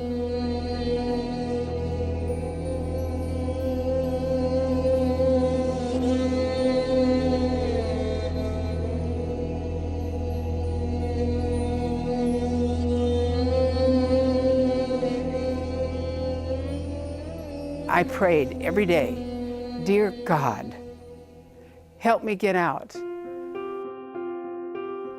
I just pleaded with God. I wanted to die. I didn't want to do this.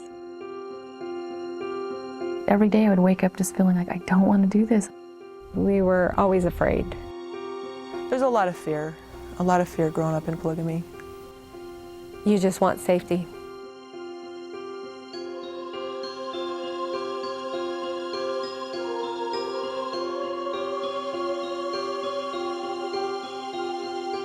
I wanted to run, I wanted to leave, and felt like I couldn't. I was now trapped. Either you choose to live polygamy, or you're going to go to hell.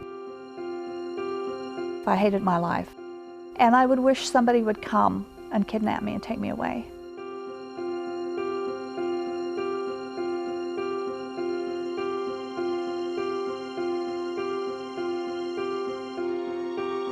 I had no idea what polygamy was actually going to be like. Even if leaving means going to hell, I'm already there. All these men did whatever they wanted to all these women in my life, and sometimes me. I was given as a third wife to a man that I'd hated since I was 9. And I couldn't do what I would think about it.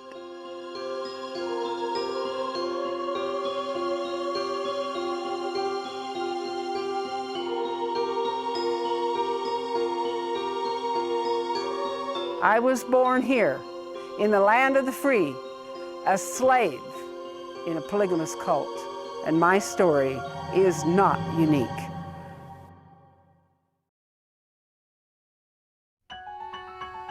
Missionaries knocked on our door when we were married but didn't have any children. We were always incredibly strong and faithful in the LDS Church. Joseph Smith was a prophet, and the LDS Church was the only true church on earth. You didn't even think that there was any world outside Mormonism. And we just kind of dug in and never gave it a second thought. You know, just following the religion, the Mormon religion was all I needed. I believed it with all my heart.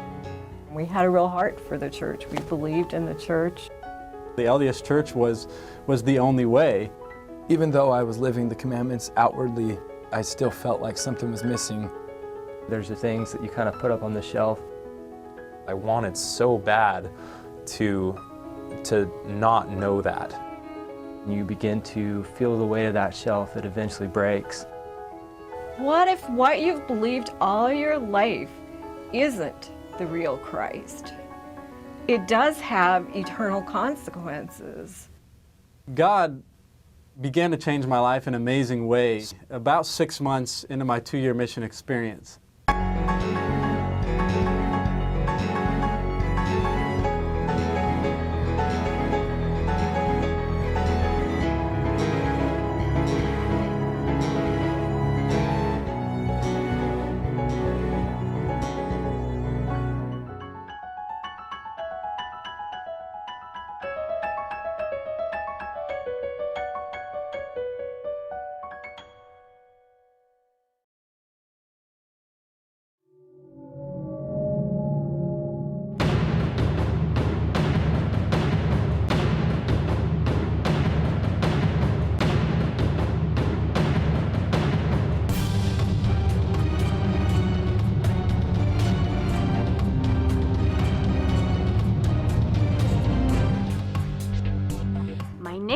Is penciled into some missionary's little black book, and they are returning this Friday for a chat.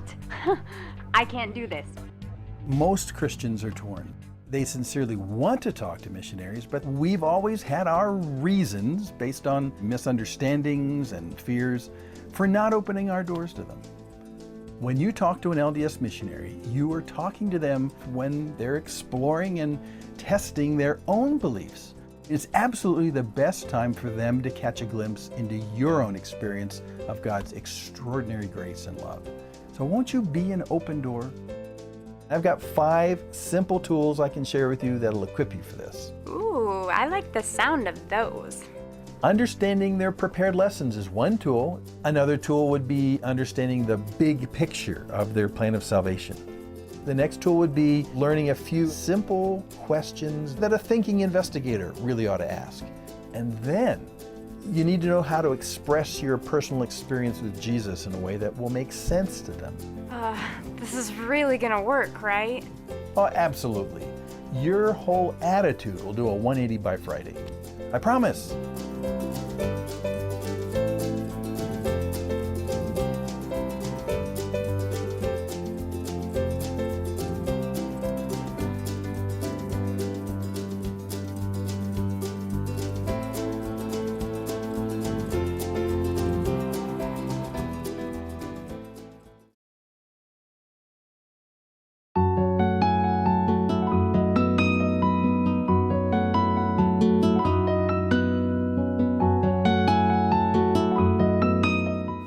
The night of my wedding was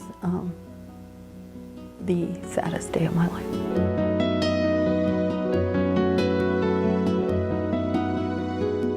Every day you worried and wondered if you would ever make it, if you could ever work hard enough to be worthy of heaven.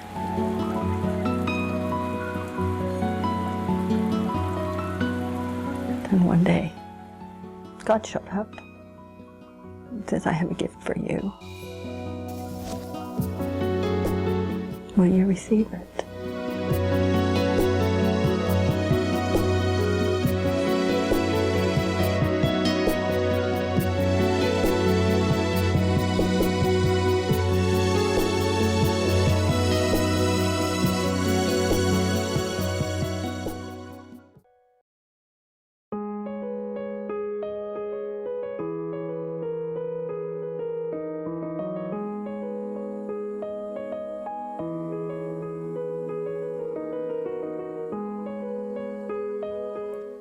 I don't think I understood grace at all.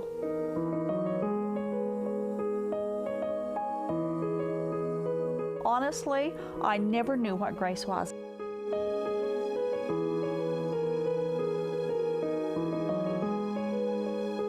I don't remember hearing the word grace growing up.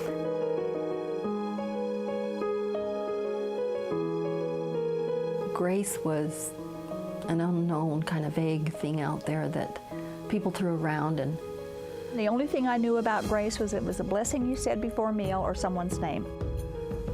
And I didn't really understand what it really meant. It never really applied to my life growing up.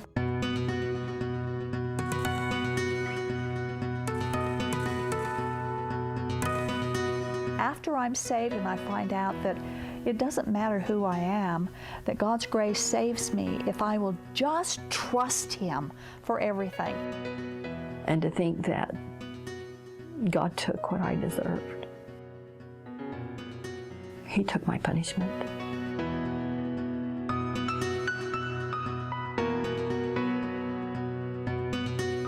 And He gave me what I don't deserve.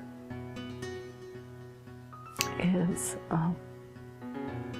mind-boggling, but He does. And it just speaks to His love, His great love. So I found out in my reading that we're saved by grace, not by works. And it's those three words, not by works, that threw me up on the ceiling. You had to peel me off.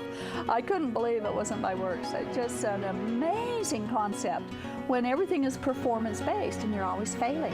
You're always living with shame. You're always living with I've got to do better, I've got to do better. When you're saved by grace, and grace is receiving what you don't deserve, and we know we don't deserve it, we know we're not worthy, but God does it anyway.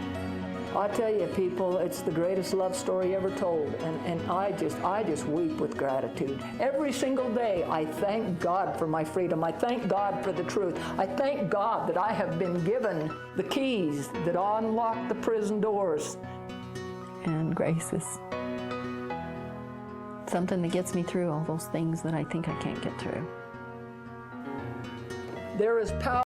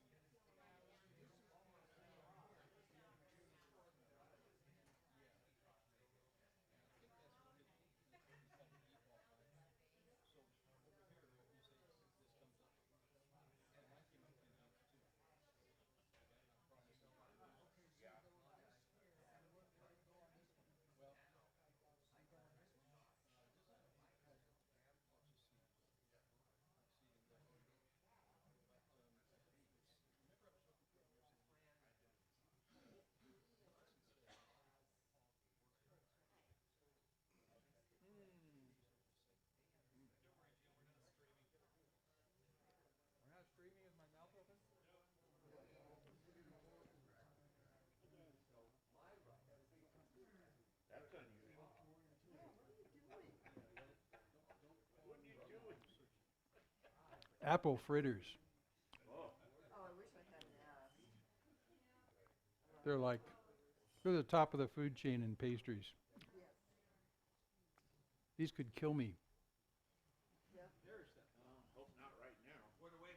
What a way to go!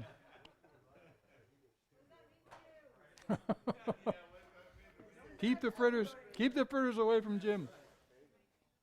Wow.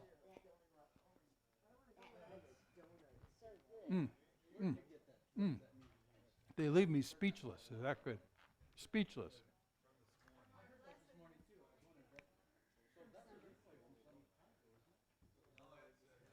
Okay, before we get going in Esther, I'm going to give you a quick what I did on my summer vacation. Actually, what we did a couple weeks ago, because we went down to San Diego. That's where this is right here, by the way.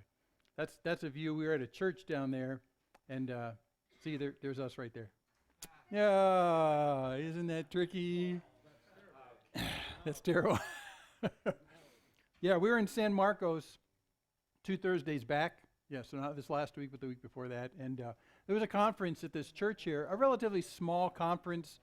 So Dorothy had seen it online, and we decided we can do this. So we spent all day Wednesday, the 19th, drove all the way down to San Diego. San Marcos is just north of San Diego. And drove down there. Then they had the conference Thursday and Friday in this church, beautiful church. And then Saturday we drove all the way back. And then last Sunday you saw us after having driven all day Saturday. Although we broke up the trip coming back by staying in Barstow, there is a place to stay overnight. Yeah, Barstow. What we found out is that Barstow is a big train town. It's got a gigantic switching yard. Gigantic switching yard. When you look at it from satellite pictures, it's like, gazillion tracks parallel. It's just unbelievable. So we picked a hotel right next to the train yard. And did you know that train brakes squeal at 2 in the morning? Anyway, so we were in San Marcos. This is what the conference was. It was called the Way of the Lamb, and in contrast to the Way of the Dragon. So Way of the Dragon, Way of the Lamb, and it's a fascinating, very needed kind of topic where they're talking about the evangelical church has sort of succumbed to using the worldly, fleshly power influence ideas to run the church, and how that's killing the church. Now I know that's a really broad sort of topic, but these guys were there. There was the guy on the far left there is the pastor of the church, and he had raised a passage early on. Oh man, where is he? He looks like he's sleeping. It looks like he doesn't want to be there, but he was thinking. That's a thinking pose. Yeah, he didn't want to be part of that. That's kind of an interesting thing. But he brought up, and this was really good, because when he gave a presentation early on, and he quoted out of James 3, he says, this is what's happening in the evangelical church right now, what I'm going to read for you in James 3. He says, if you have bitter jealousy and selfish ambition in your hearts, do not boast and be false to the truth. This is not the wisdom that comes from above, but it's earthly, unspiritual, demonic. For where jealousy and selfish ambition exist, and that's pastors in the larger evangelical church, where jealousy and selfish ambition exist, there will be disorder and every vile practice. But the wisdom from above is first pure, then peaceable and gentle, open to reason, full of mercy, good fruits, impartial and sincere, and a harvest of righteousness is sown in peace by those who make peace. So in your good conduct, let him show his works in the meekness of his wisdom. So I know that sounds really general, and when you read that passage in James 3, you think, well, that's not us. But his assertion is that's increasingly what the evangelical church is characterized by. So the entire couple days is all about how to combat that in ministry for people. It was really needful. It was great. And it wasn't just them talking. It was us working on stuff together. So we would take breaks in the middle of things, and this is the courtyard that we saw from a distance before, the courtyard at the church there. And we'd sit out there. They provided folding camp chairs, and we'd go out there and we'd kind of talk through the issues they had been presenting that morning. Really, really great way to do that. Also had guest speaker, Ann Voskamp. You know Ann Voskamp's name, many of you. So we were right there. That's Dorothy's Bible on the bottom left there. So we were right there. It had great stuff to say about ministering in weakness and brokenness. So really, really well done. And then we would work through things with people at our table. These are two friends we made there that were at our table. We'd have group discussions, Sarah and Joanne. Sarah's from San Diego, southern San Diego, and then Joanne's from Nebraska. So we met them and we talked and worked through various ministry issues. And how do you become aware of the fact that this influence is kind of moving into what you do, and how to minister in weakness as opposed to in strength and influence. By the way, there was one of the guys that spoke. He was on that picture. I forgot what he had said about how many, but he has a raft of pastor friends, and all but a few of them in the last couple of years have all left the ministry. 12 of them, 12 friends, and so it was just a devastating thing. And it's because of the after effects of this James 3 stuff, what we were just talking about. So they go into ministry thinking, I have a gift from God and I'm going to change the world, blah, blah, blah, blah, blah. It goes to their head. And he says there's really three things put together in a toxic brew that makes this happen. For one, these kind of pastors in the large churches have a platform, for one. Number two, they have an ego.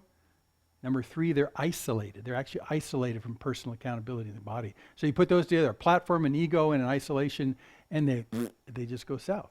And they basically incarnate all those bad things in James 3 I just read. So it was very sobering. It's a good topic, and nobody's talking about it.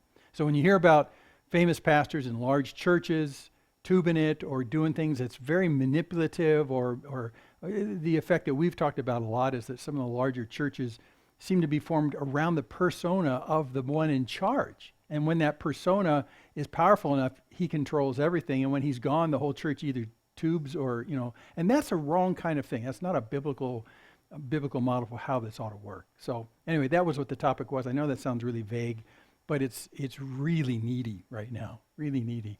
So we talked through that kind of stuff. Okay, and then we ate a little food too, just to say. So this was one of my places that I tracked. Stone Brewery, one of the best craft brewers in the entire country, happened to be 4 miles down the block from here. So we went to their restaurant, and they have outdoor seating. And yes, it's warm enough to sit outside and eat this time of year.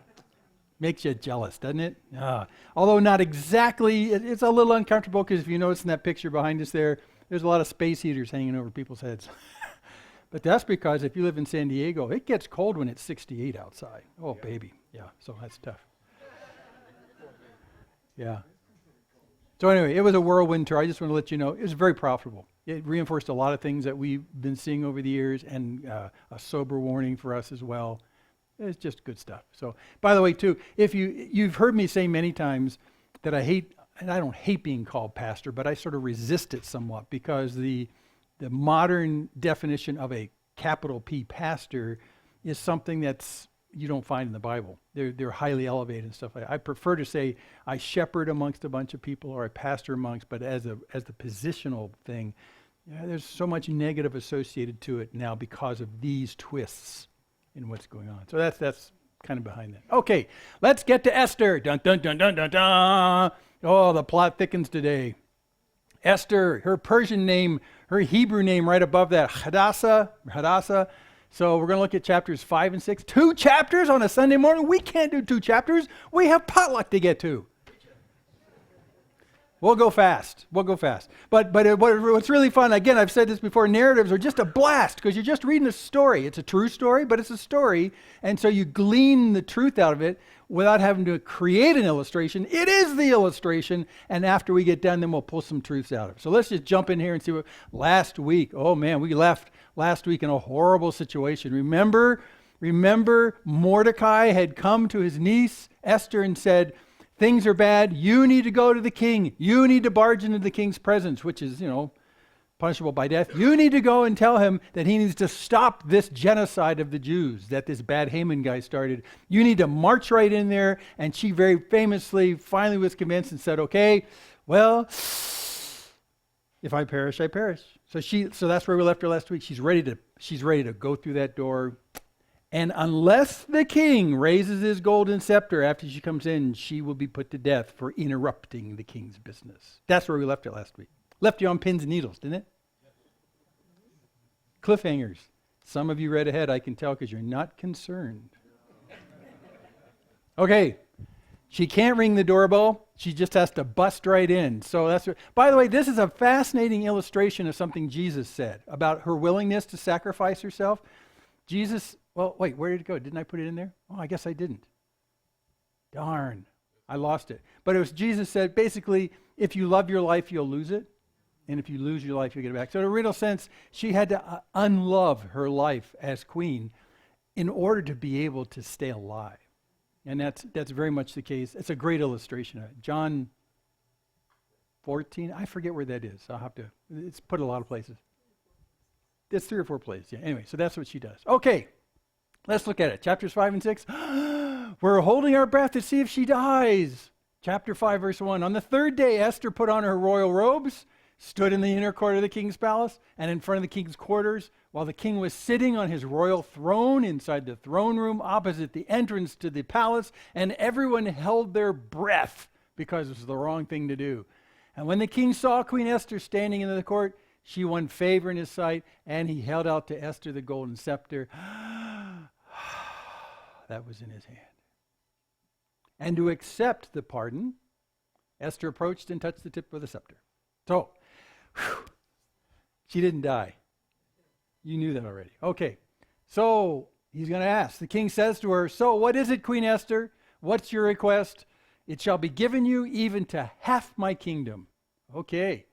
And Esther said, if it please the king, let the king and Haman come today to a feast that I've prepared for the king. Kind of a savvy move, actually. Because if you think about the scene, you've got the king on his throne, you've got all his power guys all around the edges. Haman, the bad guy, is clearly there. He's got to be there. Haman must have accomplices as well. I mean, if she just came in there and just made her claim right there in the middle of court, there's so much politics going on, probably not a great idea. So tell you what, I have lunch set. Would you guys come over to lunch, you and Haman? She wants a private context. We'll talk about that later because it's pretty wise. So the king says, well, bring Haman quickly so that we may do as Esther has asked. So the king and Haman came to the feast that Esther had prepared. And as they were drinking wine after the feast, the king said to Esther, okay, so what is your wish? It shall be granted you. And what is your request? Even to the half of my kingdom it shall be fulfilled. That's actually a real qualifier. I mean, she could have said, I want everything from Turkey through Palestine and Egypt up to like the edge of the Crescent Valley. No, she wouldn't do that. But this is what the kings do. They say, here you go. So what is it? What is it?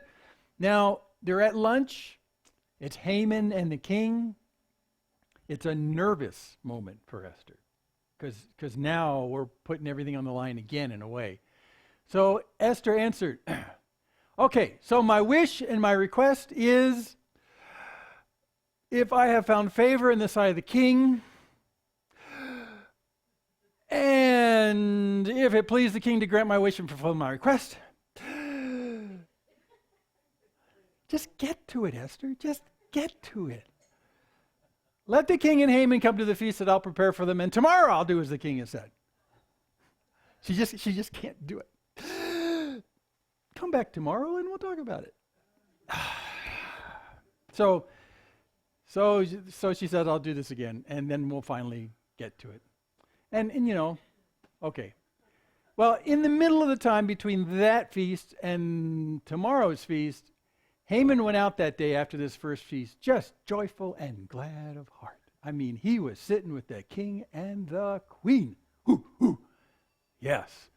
But when Haman saw Mordecai in the king's gate as he's leaving, that he neither rose nor trembled before him, he was filled with wrath against Mordecai. What a bummer of a moment. He comes out of this personal, highly privileged lunch with the king and the queen. At the king, the queen actually asked for me to be in the lunch. That's me, Haman. And he's just floating like a kite. And as he leaves, again, he passes the queen's uncle, right? Mordecai, and he's out there and he's doing what he's always done, which is he's not done anything in the presence of Haman.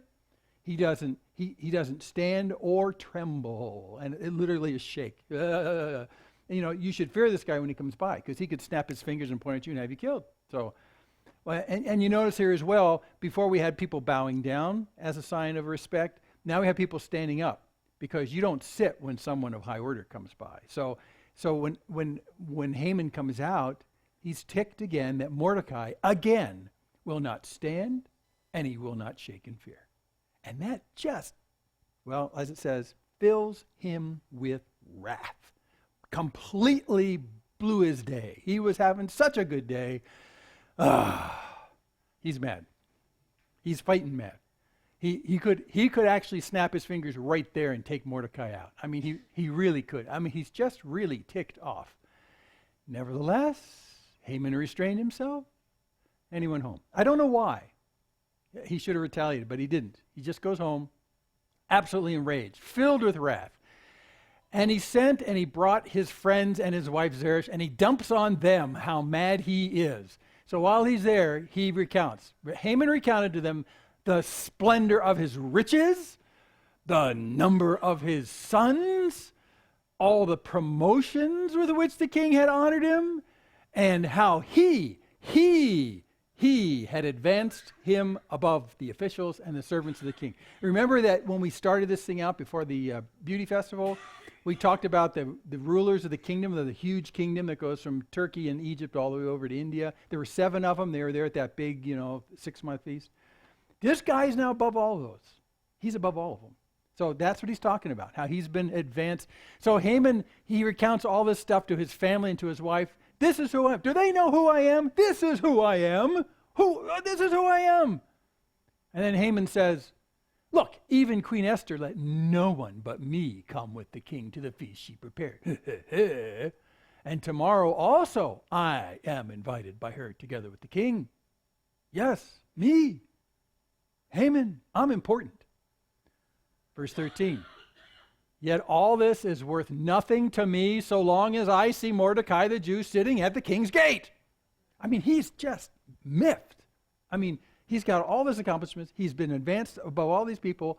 He comes back just ticked back to his family in Zeresh, and he recounts everything that's good about him, how rich he is, how many sons he's got, how much he's advanced in the kingdom, how much even the queen herself didn't ask anyone to come to the king and queen's long. She said, me, and this Mordecai. It just completely wrecks him. It completely wrecks him. Now, we know last week, this wrecked him to such a degree that he actually convinced the king, manipulated the king to allow him to put out a communique to the entire kingdom, Turkey to India, saying, go kill the Jews. You have official rights from the government. We will not get in your way. We will not interfere. And on that day, that one day alone, you can kill the Jews without any repercussions from us. Hands off from us. And that day's about a year away. So that's pending now. We got 12 months to go. That's pending. But still, this Mordecai guy is miffing Haman every single day he sees him. Well, then his wife Zeresh and all his friends said to him, look, let a gallows 50 cubits high be made, and in the morning tell the king to have Mordecai hanged upon it, and then you can go joyfully with the king to the feast. This is simple, Haman. Build a gallows, have the king kill this guy, because the king is the one who can do this. Have the king kill this guy, and then they'll be off your shoulders, and you can joyfully go to lunch. How hard can that be? Huh, Haman? How hard can that be? By the way, the size of the gallows is a big deal here. Do you know how high this is? A cubit is about an arm's length. It's about 18 inches. So we're talking 75 feet. That is really up there. That's way higher than any telephone poles you'll see in town. Telephone poles are around 45 to 50 feet. So this is a big deal. And by the way, as an aside, when it says hang him on it, it may not be the hanging you're thinking of. Because, in fact, here's a clue. If you have an NIV Bible, it says it like this. Have a pole set up reaching to the height of 50 cubits. Ask the king in the morning to have Mordecai impaled on it, and then go with the king to the banquet and enjoy yourself. Yeah, that's probably more like what it is, because it doesn't really say gallows in the Hebrew. It means big, long stick. And so almost everyone agrees this is like an impaling. You raise a stick and you impale a guy. And so doing it on the end of a very large stick is a way of telling people what you've done. So you can't impale him while it's up there. While it's on the ground, you impale him on the stick, and then you raise him up. He's like a flag. It's like telling everybody, look what I've done. So it's a statement of power. That's what it is. So, but 75 feet, man, that's big. So anyway, that's what's going on here. So this idea pleased Haman. Well, sure it did. Oh, I'm feeling better now. And he had the gallows made. There we go. That's fun. The story's ending nicely for Haman, isn't it? This is just great. Well, sleepless in Susa. Yes. So chapter 6. So on that night, so this is the night between the two feasts, on that night the king could not sleep. He was sleepless in Susa, and he gave orders to bring the book of memorable deeds and chronicles, and they were read before the king. So he's up sleepless. He says, I need some distraction to put me to sleep. Let's bring in the book that talks about all the great things that have ever been done in my kingdom. Yeah, let's do that. It'll say a lot about me. It'll make me feel better about me. Well, I'll go to sleep. All the memorable, the best. It's the best of the kingdom of Ahasuerus. We'll do that. So he brings some guy in to read this, and they're reading it. And it was found written how Mordecai, this is in the book, how Mordecai had told about Bigthan, remember him, Bigthana, and Teresh, two of the king's eunuchs, who guarded the threshold and who had sought to lay hands on King Ahasuerus. Remember that way back, that little plot thing in the beginning? It mentioned that in there. And the king said, well, wait a second. What honor or distinction has been bestowed on Mordecai for this? Did we do anything? Clearly he read ahead in the book, and there was no celebration or anything. Did we do anything for this guy? And the king's young men attended him and said, whoa, nothing has been done for him. Oh. So the king said, hey, who's in the court right now? Now this is sleepless in Susa. This is at night. He hears someone in the court. And now Haman, it turns out, had just entered the outer court of the king's palace to speak to the king about having Mordecai hanged on the gallows, to have Mordecai impaled, that he had prepared for him. Because remember, the king has to order this. So Haman can't sleep either. So he decides to go to the palace a little early and get all set so that early in the morning he can go to the king and say, you know, you need to take out the Mordecai guy. And fortunately, I've got a big long stick. That would be really convenient, but you need to order it. So he's there trying to figure out what to do. He's losing sleep, getting ready to talk to the king about the king killing Mordecai. So he's out there, and then the king's young men told him, well, Haman's out there standing in the court. Oh, so the king said, well, let him come in. Yeah, but bring him in. Let's bring him in. So Haman came in, and the king said to him, Haman, what should be done to the man whom the king delights to honor? Okay, thinking about Mordecai. I mean, we got to celebrate this guy. So Haman, you're an expert on the kingdom. Well, what should be done to delight? And Haman said to himself, he didn't say this out loud, but he said to himself, hey, whom would the king delight to honor more than me? Huh? Yeah. So when the king asks, how do you honor somebody? Haman's thinking about himself. Who would he honor more than me? So Haman said to the king, well, let's see. For the man whom the king delights to honor. Yeah, that's me. For the man whom the king delights to honor, let's let royal robes be brought, which the king has worn. Actual king garb. Let's take the king's garb and put it on him. And the horse that the king has ridden and on whose head a royal crown is set. So let's get the king's clothes, the king's horse, the king's crown. Yeah. Now, you know, he's thinking this very selfishly. He's like thinking, man, won't that be the day I got the king's clothing on, I'm riding the king's horse, and I've got the king's crown. I mean, it's the next best thing to being king. I would feel honored. Yeah, this would do it. This would do it. Yeah, this would do it, I think. And let the robes and the horse be handed over to one of the king's most noble officials, and let them dress the man whom the king delights to honor, and let's lead him on the horse through the square of the city. Yeah. So let's make him look like the king, and then take one of your top officials, maybe one of those other 7 dudes from the rest of the kingdom, and he'll hold the reins of the horse, and he'll march him through the center of the town. Yeah, man. Yeah, look at me. Yeah. Oh, yeah. Oh, yeah. And proclaiming as he goes, thus shall it be done to the man whom the king delights to honor. Yeah. This is going to be great. This is just going to be great. Finally, someone appreciates me. Yes. Finally. You know this is not going to end well, don't you? Yeah. Then the king said to Haman, okay. He agrees. Hurry. Take the robes and the horse, as you've said, and do so to Mordecai the Jew who sits at the king's gate. Leave out nothing that you have mentioned. Do every single thing you said. Yeah, do that to Mordecai. And I got to believe Haman's standing there trying to control his response. Yeah, I did have something. And remember that part about getting a high official to lead the horse through town? There is no higher official in the kingdom but Haman. You can't make this stuff up. This is... So Haman took the robes and the horse, and he dressed Mordecai and led him through the square of the city, proclaiming before him, now do this with feeling, Haman, do this with feeling. Thus shall it be done to... with feeling, Haman. Okay, thus shall it be done. No more feeling, Haman. Okay, thus shall it be done to the man whom the king delights to honor. Okay, so he does this, and he has to parade Mordecai, his arch enemy, for whom he's contracted with the entire kingdom to kill millions of Jews.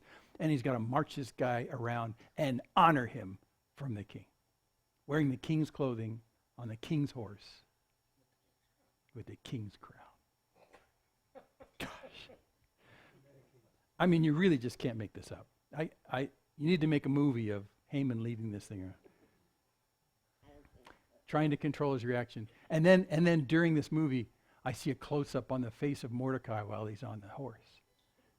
And all Mordecai can do is look down at Haman. Or something. I don't know. It's, Then Mordecai returned to the king's gate. So the humiliating day is over. But Haman hurried to his house, mourning and with his head covered. Why do you think he covered his head, by the way? I think he just couldn't hide his emotional reaction. I think he was, yeah. So Haman told his wife Zeresh and all his friends everything that had happened to him. This is just wrong, he tells them again. Then his wise men and his wife Zeresh said to him, well, you know, Mordecai, before whom you have begun to fall is of the Jewish people. You will not overcome him, but will surely fall before him. If Mordecai, before whom you have begun to fall, is of the Jewish people, you will not overcome him, but will surely fall before him. It's an interesting prophecy, but they're basically saying, look, if Mordecai was your enemy and the Jews are your enemy, and the Jews are under an edict to die, and they're low, and you are lower than Mordecai, you might be going too. How's that for a picker-upper when you come back from the most humiliating day in your entire life? He comes back and he grouses to them and they say, well, you know, this looks bad. This could be really bad for you. So, anyway, have a good day. Wow. And then a little point of dread comes in. While they were yet talking with him, the king's eunuchs arrived and hurried to bring Haman to the feast that Esther had prepared. And that's where the music in the background goes, dun, dun, dun. Pit of your stomach.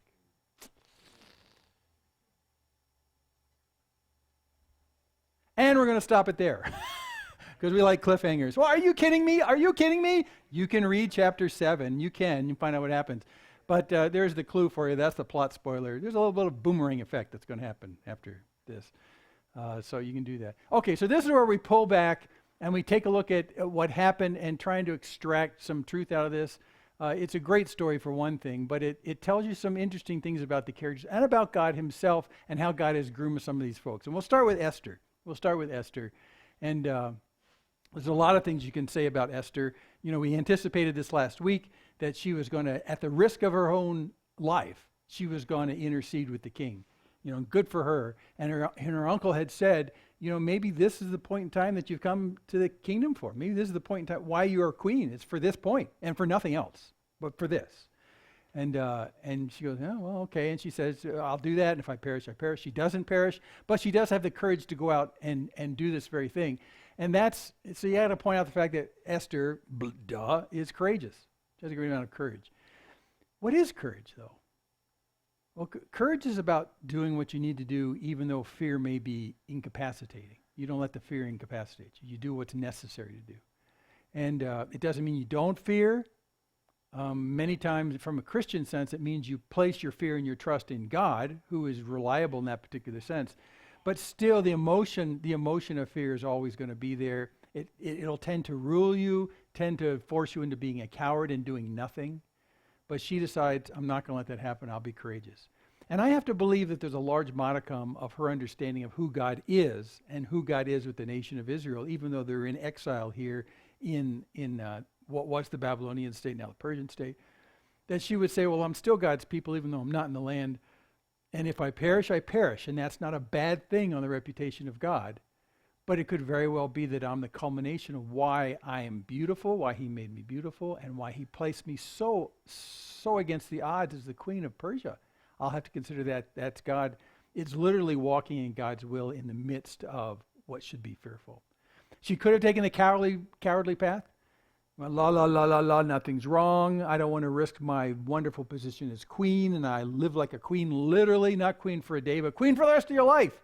So I could try and put on blinders, but her uncle Mordecai was very good to tell her, nah, there's more at stake here. And what's at stake is not you just enjoying being queen, but using that position to save God's people. So that's what she does. She's courageous. By the way, there's a little bit of courage needed by all of us when we're in situations that we can predict the outcome that would produce some fear. And for us, it's not half of what this is. I don't think any of us are in any relationships where if you mention Jesus or you mention who God is, that they're going to kill you. But in other parts of the world, they will. So you have to weigh on the scales. The fear is not something you have to sort of conjure up. It comes to you. You know what's at stake. This could get you killed. But is the gospel worth that? Is the news about who Jesus is worth that? Well, like in Esther's case, if it comes to the salvation of millions of people, starting with this one, yes. And that's the hard thing that's going on. Today, across the world, if you take a look at persecuted religions, guess what's number one on the list? It's Christians. Just not here in the U.S. Just not here in the U.S. You get slams every now and then or off comments, and you're not in the middle of the culture, and you sense that. Well, multiply that by 1 billion, and you understand what it's like in other parts of the world. And so what she did should not be unusual for the follower of Jesus. It should be like commonplace, and it is commonplace everywhere else. It is commonplace everywhere else. So there she is, following God's sovereignty and trusting in Him. Oh, here's where I put it. This is that verse. Remember I said there's a verse that illustrates? It was John 12. I was off by 2 chapters. Whoever loves his life loses it, and whoever hates his life in this world will keep it for eternal life. Hate is kind of a wrong translation. It basically says if you clutch onto your life here too much, you'll lose that life eventually. But the person who unclutches their life here will gain it on a much larger time scale for eternity. So for her, that was clearly the case. She was willing to let go of it, and in let going of it, she gained life, not only for herself, but for millions of people. Yeah. Also tact. And remember I said she didn't go into the court and make accusations against Haman in the court, right? Well, that's actually a biblical admonition. When you go to Matthew 18, you take a touchy subject like this, you don't do it in public, you do it in private. So she decides, instead of trying to try Haman in the court of all the politics and the power and the jostling for power, she decides, let's go intimate. I have lunch prepared. I have those little cucumber sandwiches with the crust cut off. And we can go over there and we can just sit down privately, the king and Haman and me, and we can bring up a very difficult subject. So when you're in a position where you have a very difficult subject to talk to somebody, even Matthew 18 says, do it privately. Do it privately first. Do it privately. Even Matthew 18 has a sequence. It says start super privately, just confront them. This is usually about sin. And then if that's not productive, if you don't respond to that, well then take someone with you, still private, but there's now 3 of you instead of just 2 of you. Yeah, do that. And then after a while, you sort of escalate it so that their resistance and their willfulness against this admonition is made more known. The pressure comes on them more that way. But she took the right path. She went tactfully small. Now, what I don't understand, and maybe you can help me with this,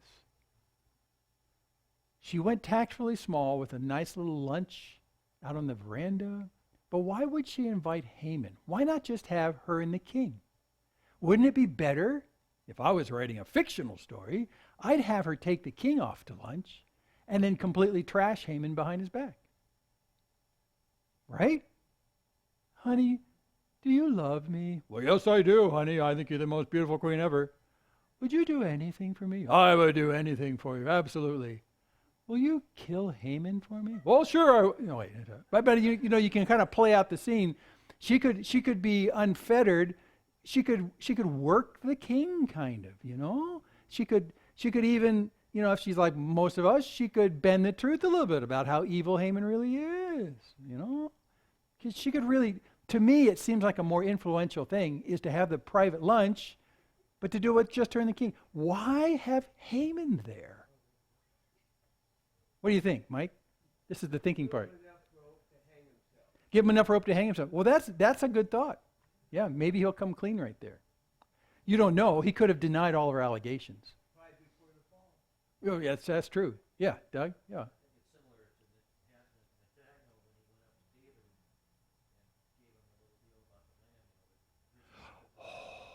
Very nice. Nathaniel, who confronted David about the guy who took the lamb. Yeah, exactly. Yes, yeah. It's like that. There's a good parallel in that. When he went to confront David about Bathsheba. Remember that? And so Nathaniel comes up and kind of goes a side route, says, what would you say about a guy who took someone else's lamb and he owned a whole bunch of lambs himself and this was the other guy's only lamb? What would you do? Well, that's just horrible. We ought to do something really bad to that guy. Well, he's you! Remember that? Now you don't have to read it. There it is, the best version. Yeah, there's some of that in there, I think. I think there's some of that.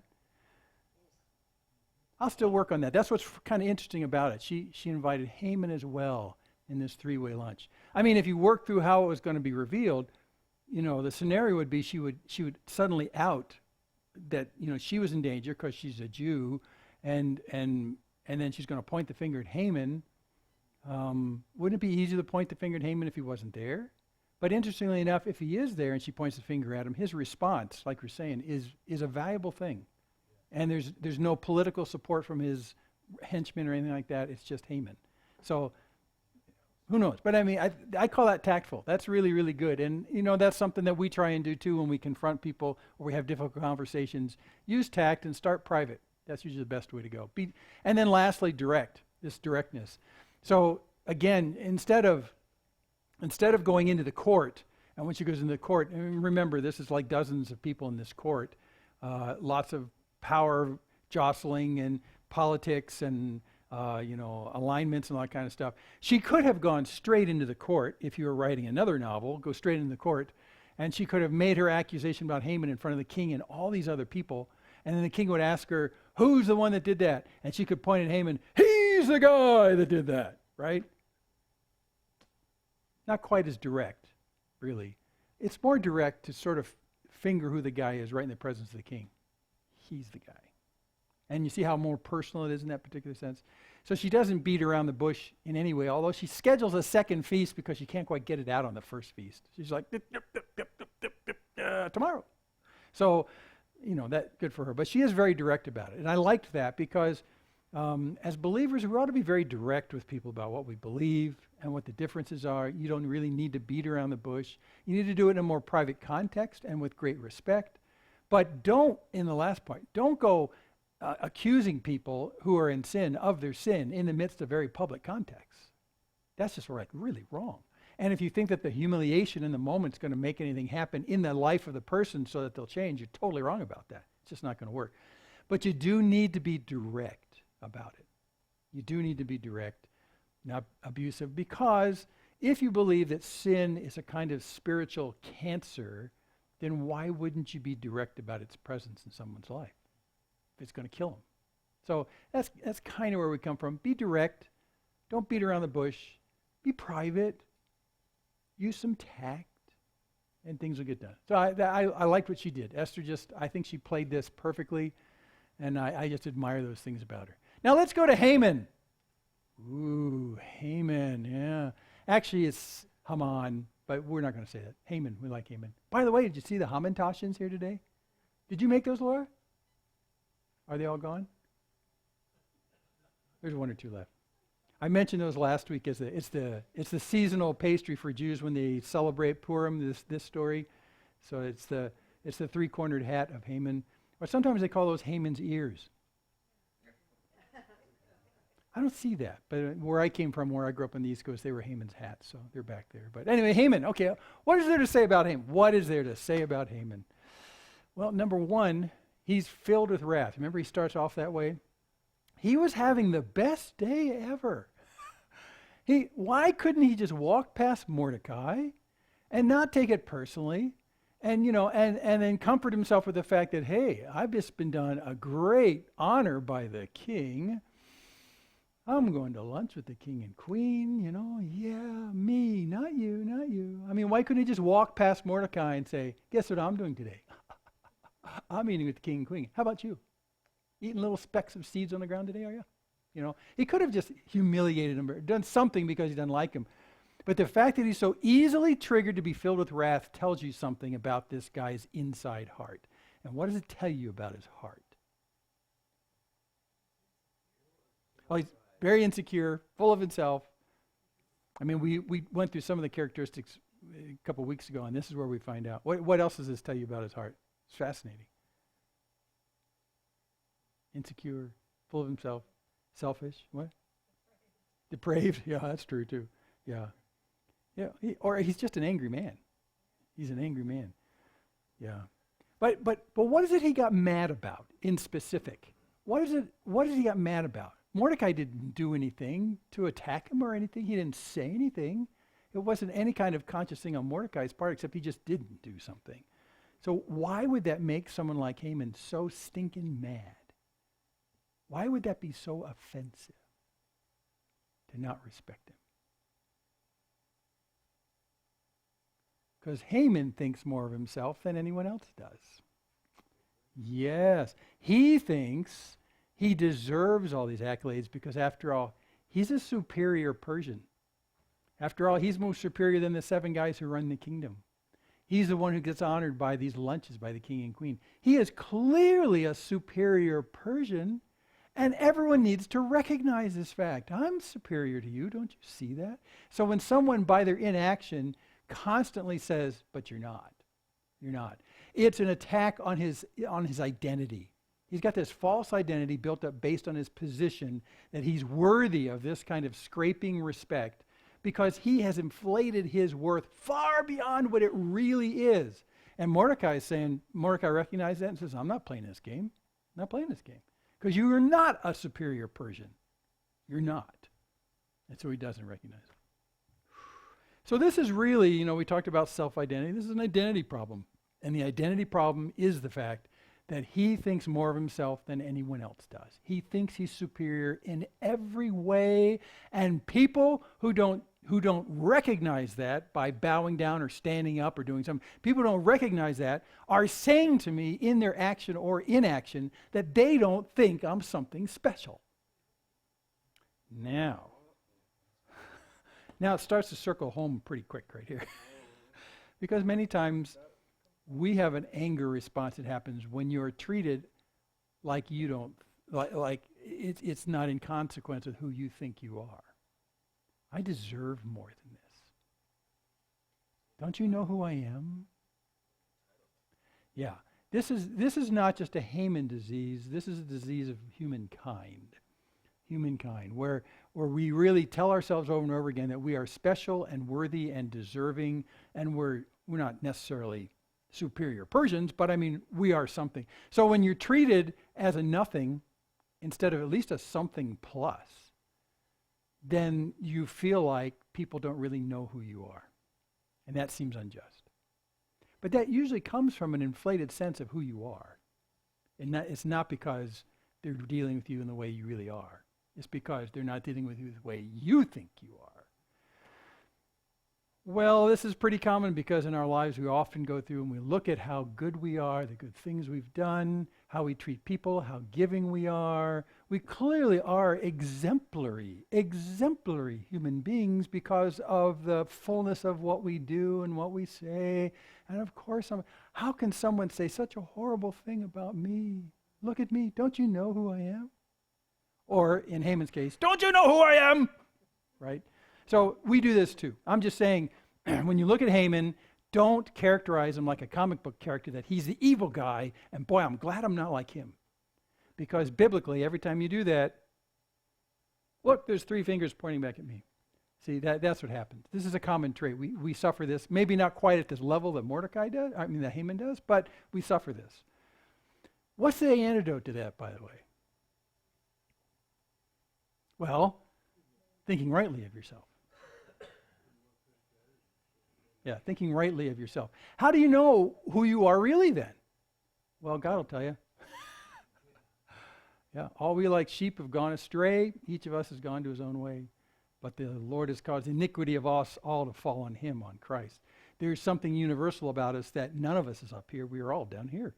We are all universally strayers from the grace and loving kindness of God, and we spit in his face and ignore him, and that wandering is the substance of sin for humanity. We've come into this world by the hand of God, and then we looked at God and said, no thanks, and we've done our own thing.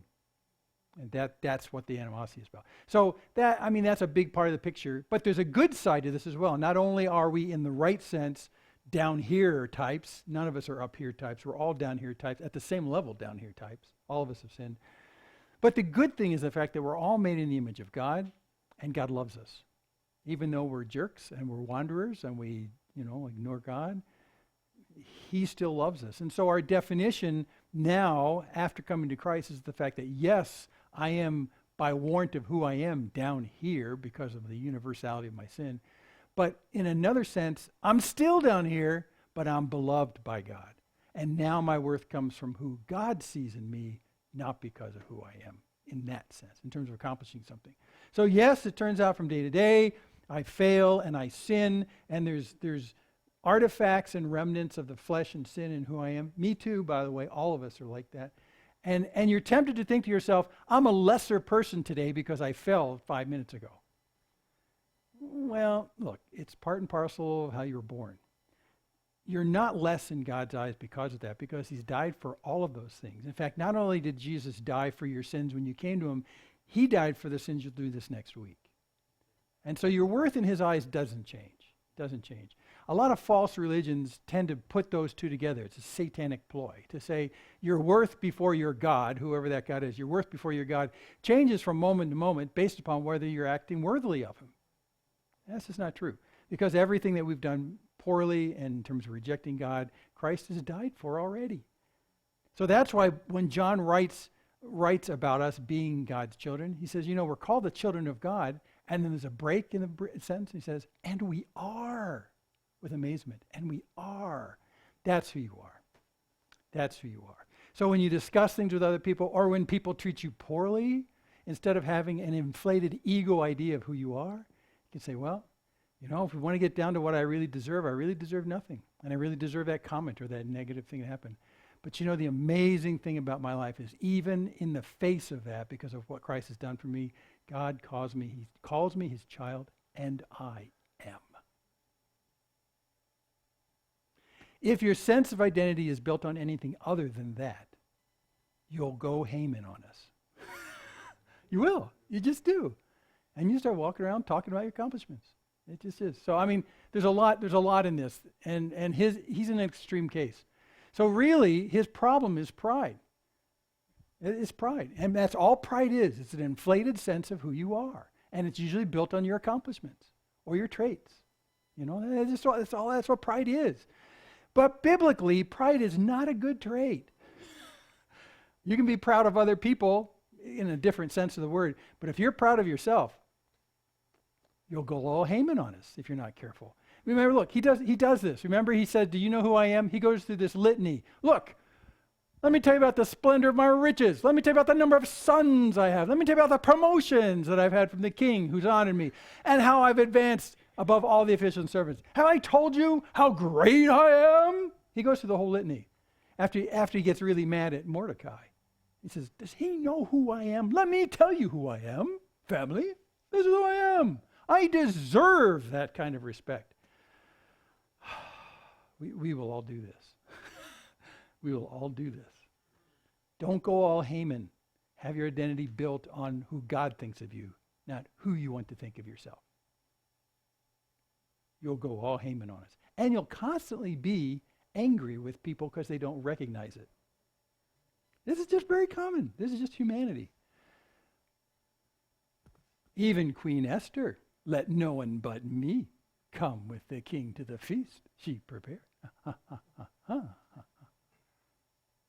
We do this bragging too, by the way.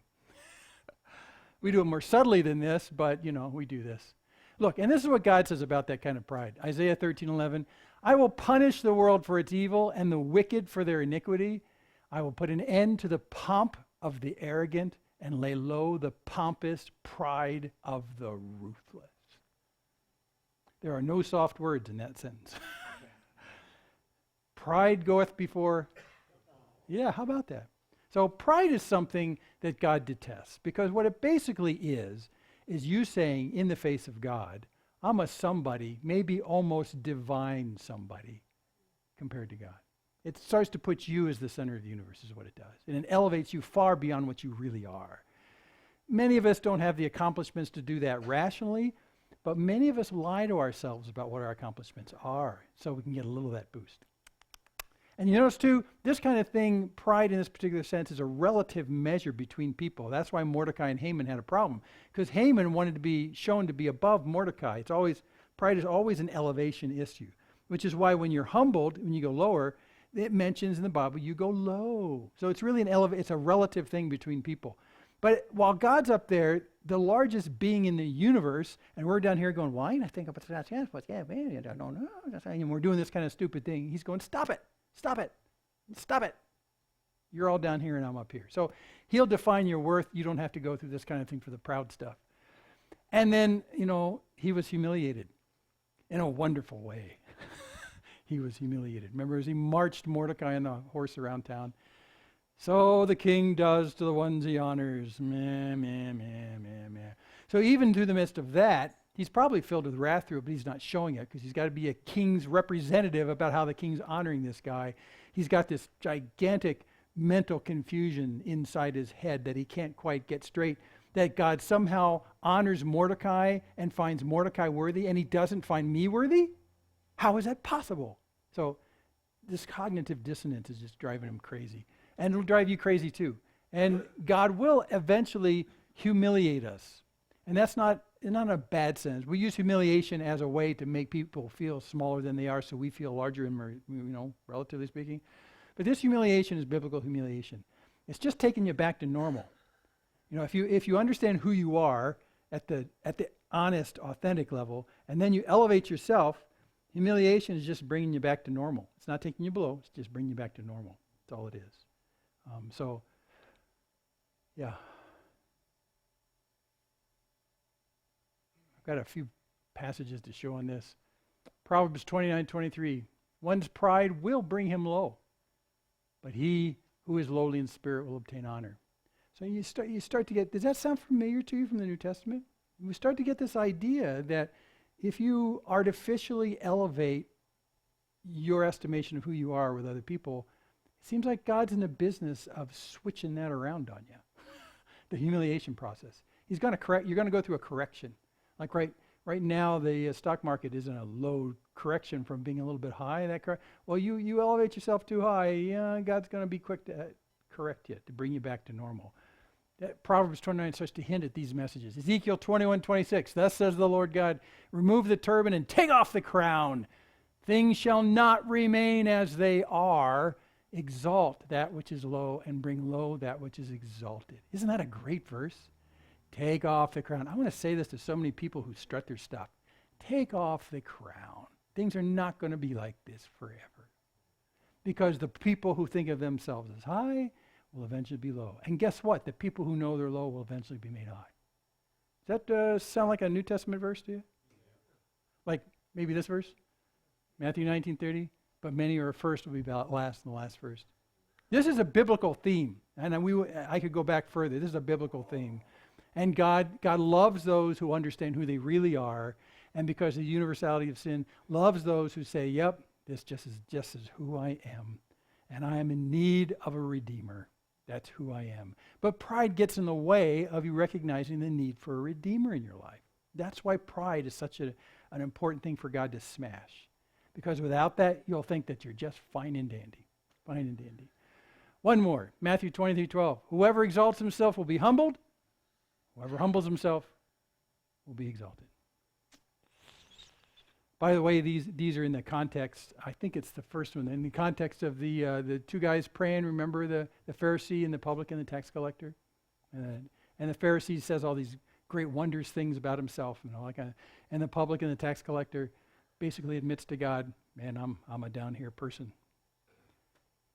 Well, guess what? These roles will change, and they're not forever. Take off the crown, because it doesn't go forever. Yeah. Okay, we need to wrap this up. So in the end, in this whole process of humiliation and the pride and all that kind of stuff, I don't want you to take Haman and compartmentalize him in your head as someone who's really bad and unlike me. Because he may be extreme, but you're just like him. You're just like him. We are all like him. If indeed you were born with a sinful DNA, which we all have, these kinds of things, these temptations to elevate who you are in other people's eyes is a constant temptation. And you suddenly wonder whether or not you're worthy of anybody's love, of anyone's respect. I mean, you start to worry about maybe I'm really a nothing in the context of all the people I'm in. And so you end up resorting to different tactics to elevate people's estimation of who you are so that you will be respected, that's usually for men, or that you'll be loved, that's usually for women. And you'll do these manipulative things, and you'll recount all of your accomplishments and how nice you are, and I mean so many things, and you'll actually talk yourself into thinking, I'm worthy of these people's attention, but they're not giving it to me, I'll just have to work more at that. And you'll go all Haman on us. And then when people don't recognize it, when they don't stand up and honor you when you come in a room, you get mad at them. So this is a common syndrome. We do this. This is part and parcel to sin. It's just part and parcel to sin. And all of us in this room are experienced in that. So use Haman not as a compartmentalized, gosh, I'm glad I'm not like him, but as kind of the end result if you start forming your sense of worth on your own estimation instead of God's. That's where you go. That's where you go. Okay, I think we're done. Are we done, Jim? Yes, we are. Okay, so next week we'll go into chapter 7. In fact, next week we have chapters 7 and 8 and 9 and 10. And we're going to do it mostly in story form as we wrap up the entire story. And what I want you to do is we're going to do sort of what they do in Jewish synagogues, which they'll be doing in the middle of next week when they celebrate Purim, in the middle of next week. And what you do is when we read, I'm going to read the story aloud. We're going to make a couple of points, but we're largely going to just crash through the rest of the story. And some great justice happens. But as we go, when the name of Haman is said, you get to make noise and try and drown out his name. How? However you want to. So if you're a little timid and you just want to boo, boo, you can do that. That's fine. If you go to a Jewish synagogue next week, they'll actually go with big noisemakers, those rattles, the ones you spin them around like this. They'll come like one on each hip. They're ready to go. They're waiting because they're going to read the entire story of Esther, and they're waiting for Haman's name to come up, and they'll try and drown out his name. And every time the name of Esther or the name of Mordecai comes up, you can cheer and clap and all that kind of stuff. So we're gonna end Esther that way next week, just 2 days before what all the synagogues in the country are going to do. So you'll get a flavor for what that's all about. And we'll wrap up the entire story, and you'll see in the big picture the providence of God to control the ending despite everything else. Yeah. So it'll be a little embarrassing, but that's what we're going to do. By the way, I'm going to buy an air horn. So maybe, yeah.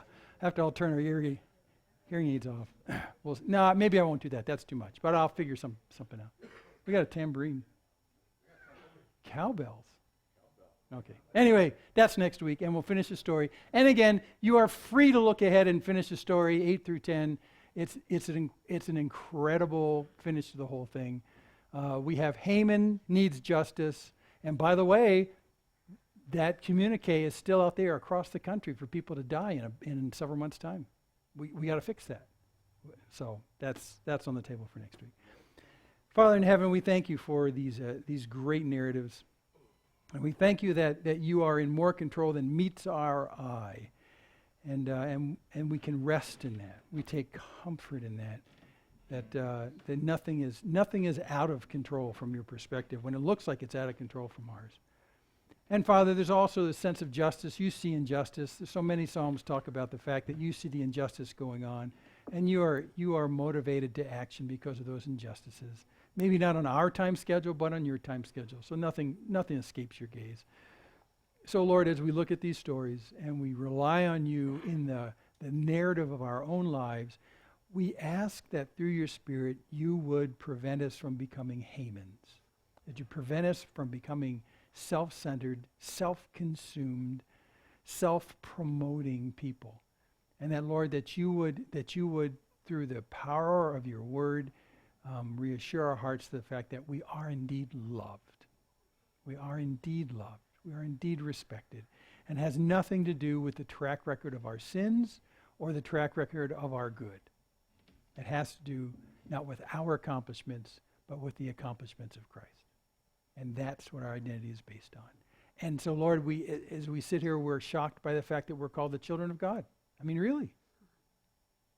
And yet we are. And yet we are. So, through your Spirit, I pray you would protect us from the temptation of what pride calls to us, and that eventually ends up in this grotesque character of Haman. God, we do not want to be Hamans. but we see the potential in our souls.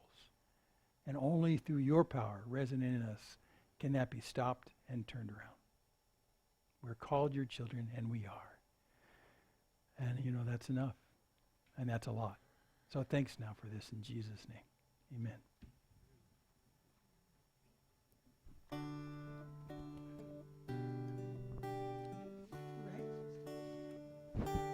Different song. I switched.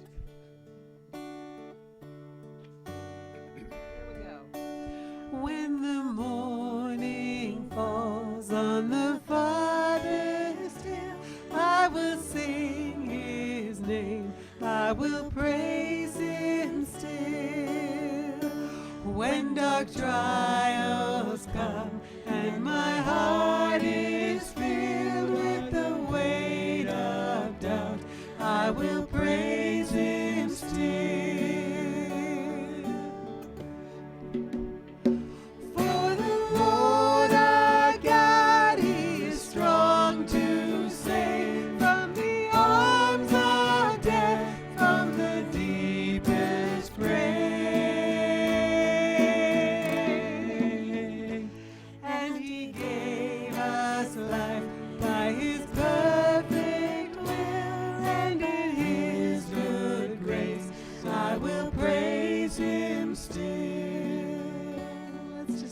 Song when the morning falls on the farthest hill, I will sing his name, I will praise him still. Amen. Those of you who are staying for lunch, let's just say thank you to the Lord. Actually, everybody, let's say thank you to the Lord, and then we'll be dismissed and set up our lunch together. Father, what a good morning. We thank you for your word that you fed us, and we thank you, Father, for the lunch we're about to share. And we just thank you, Father, for your grace and your kindness to us. In Jesus' name, amen. Let's share lunch.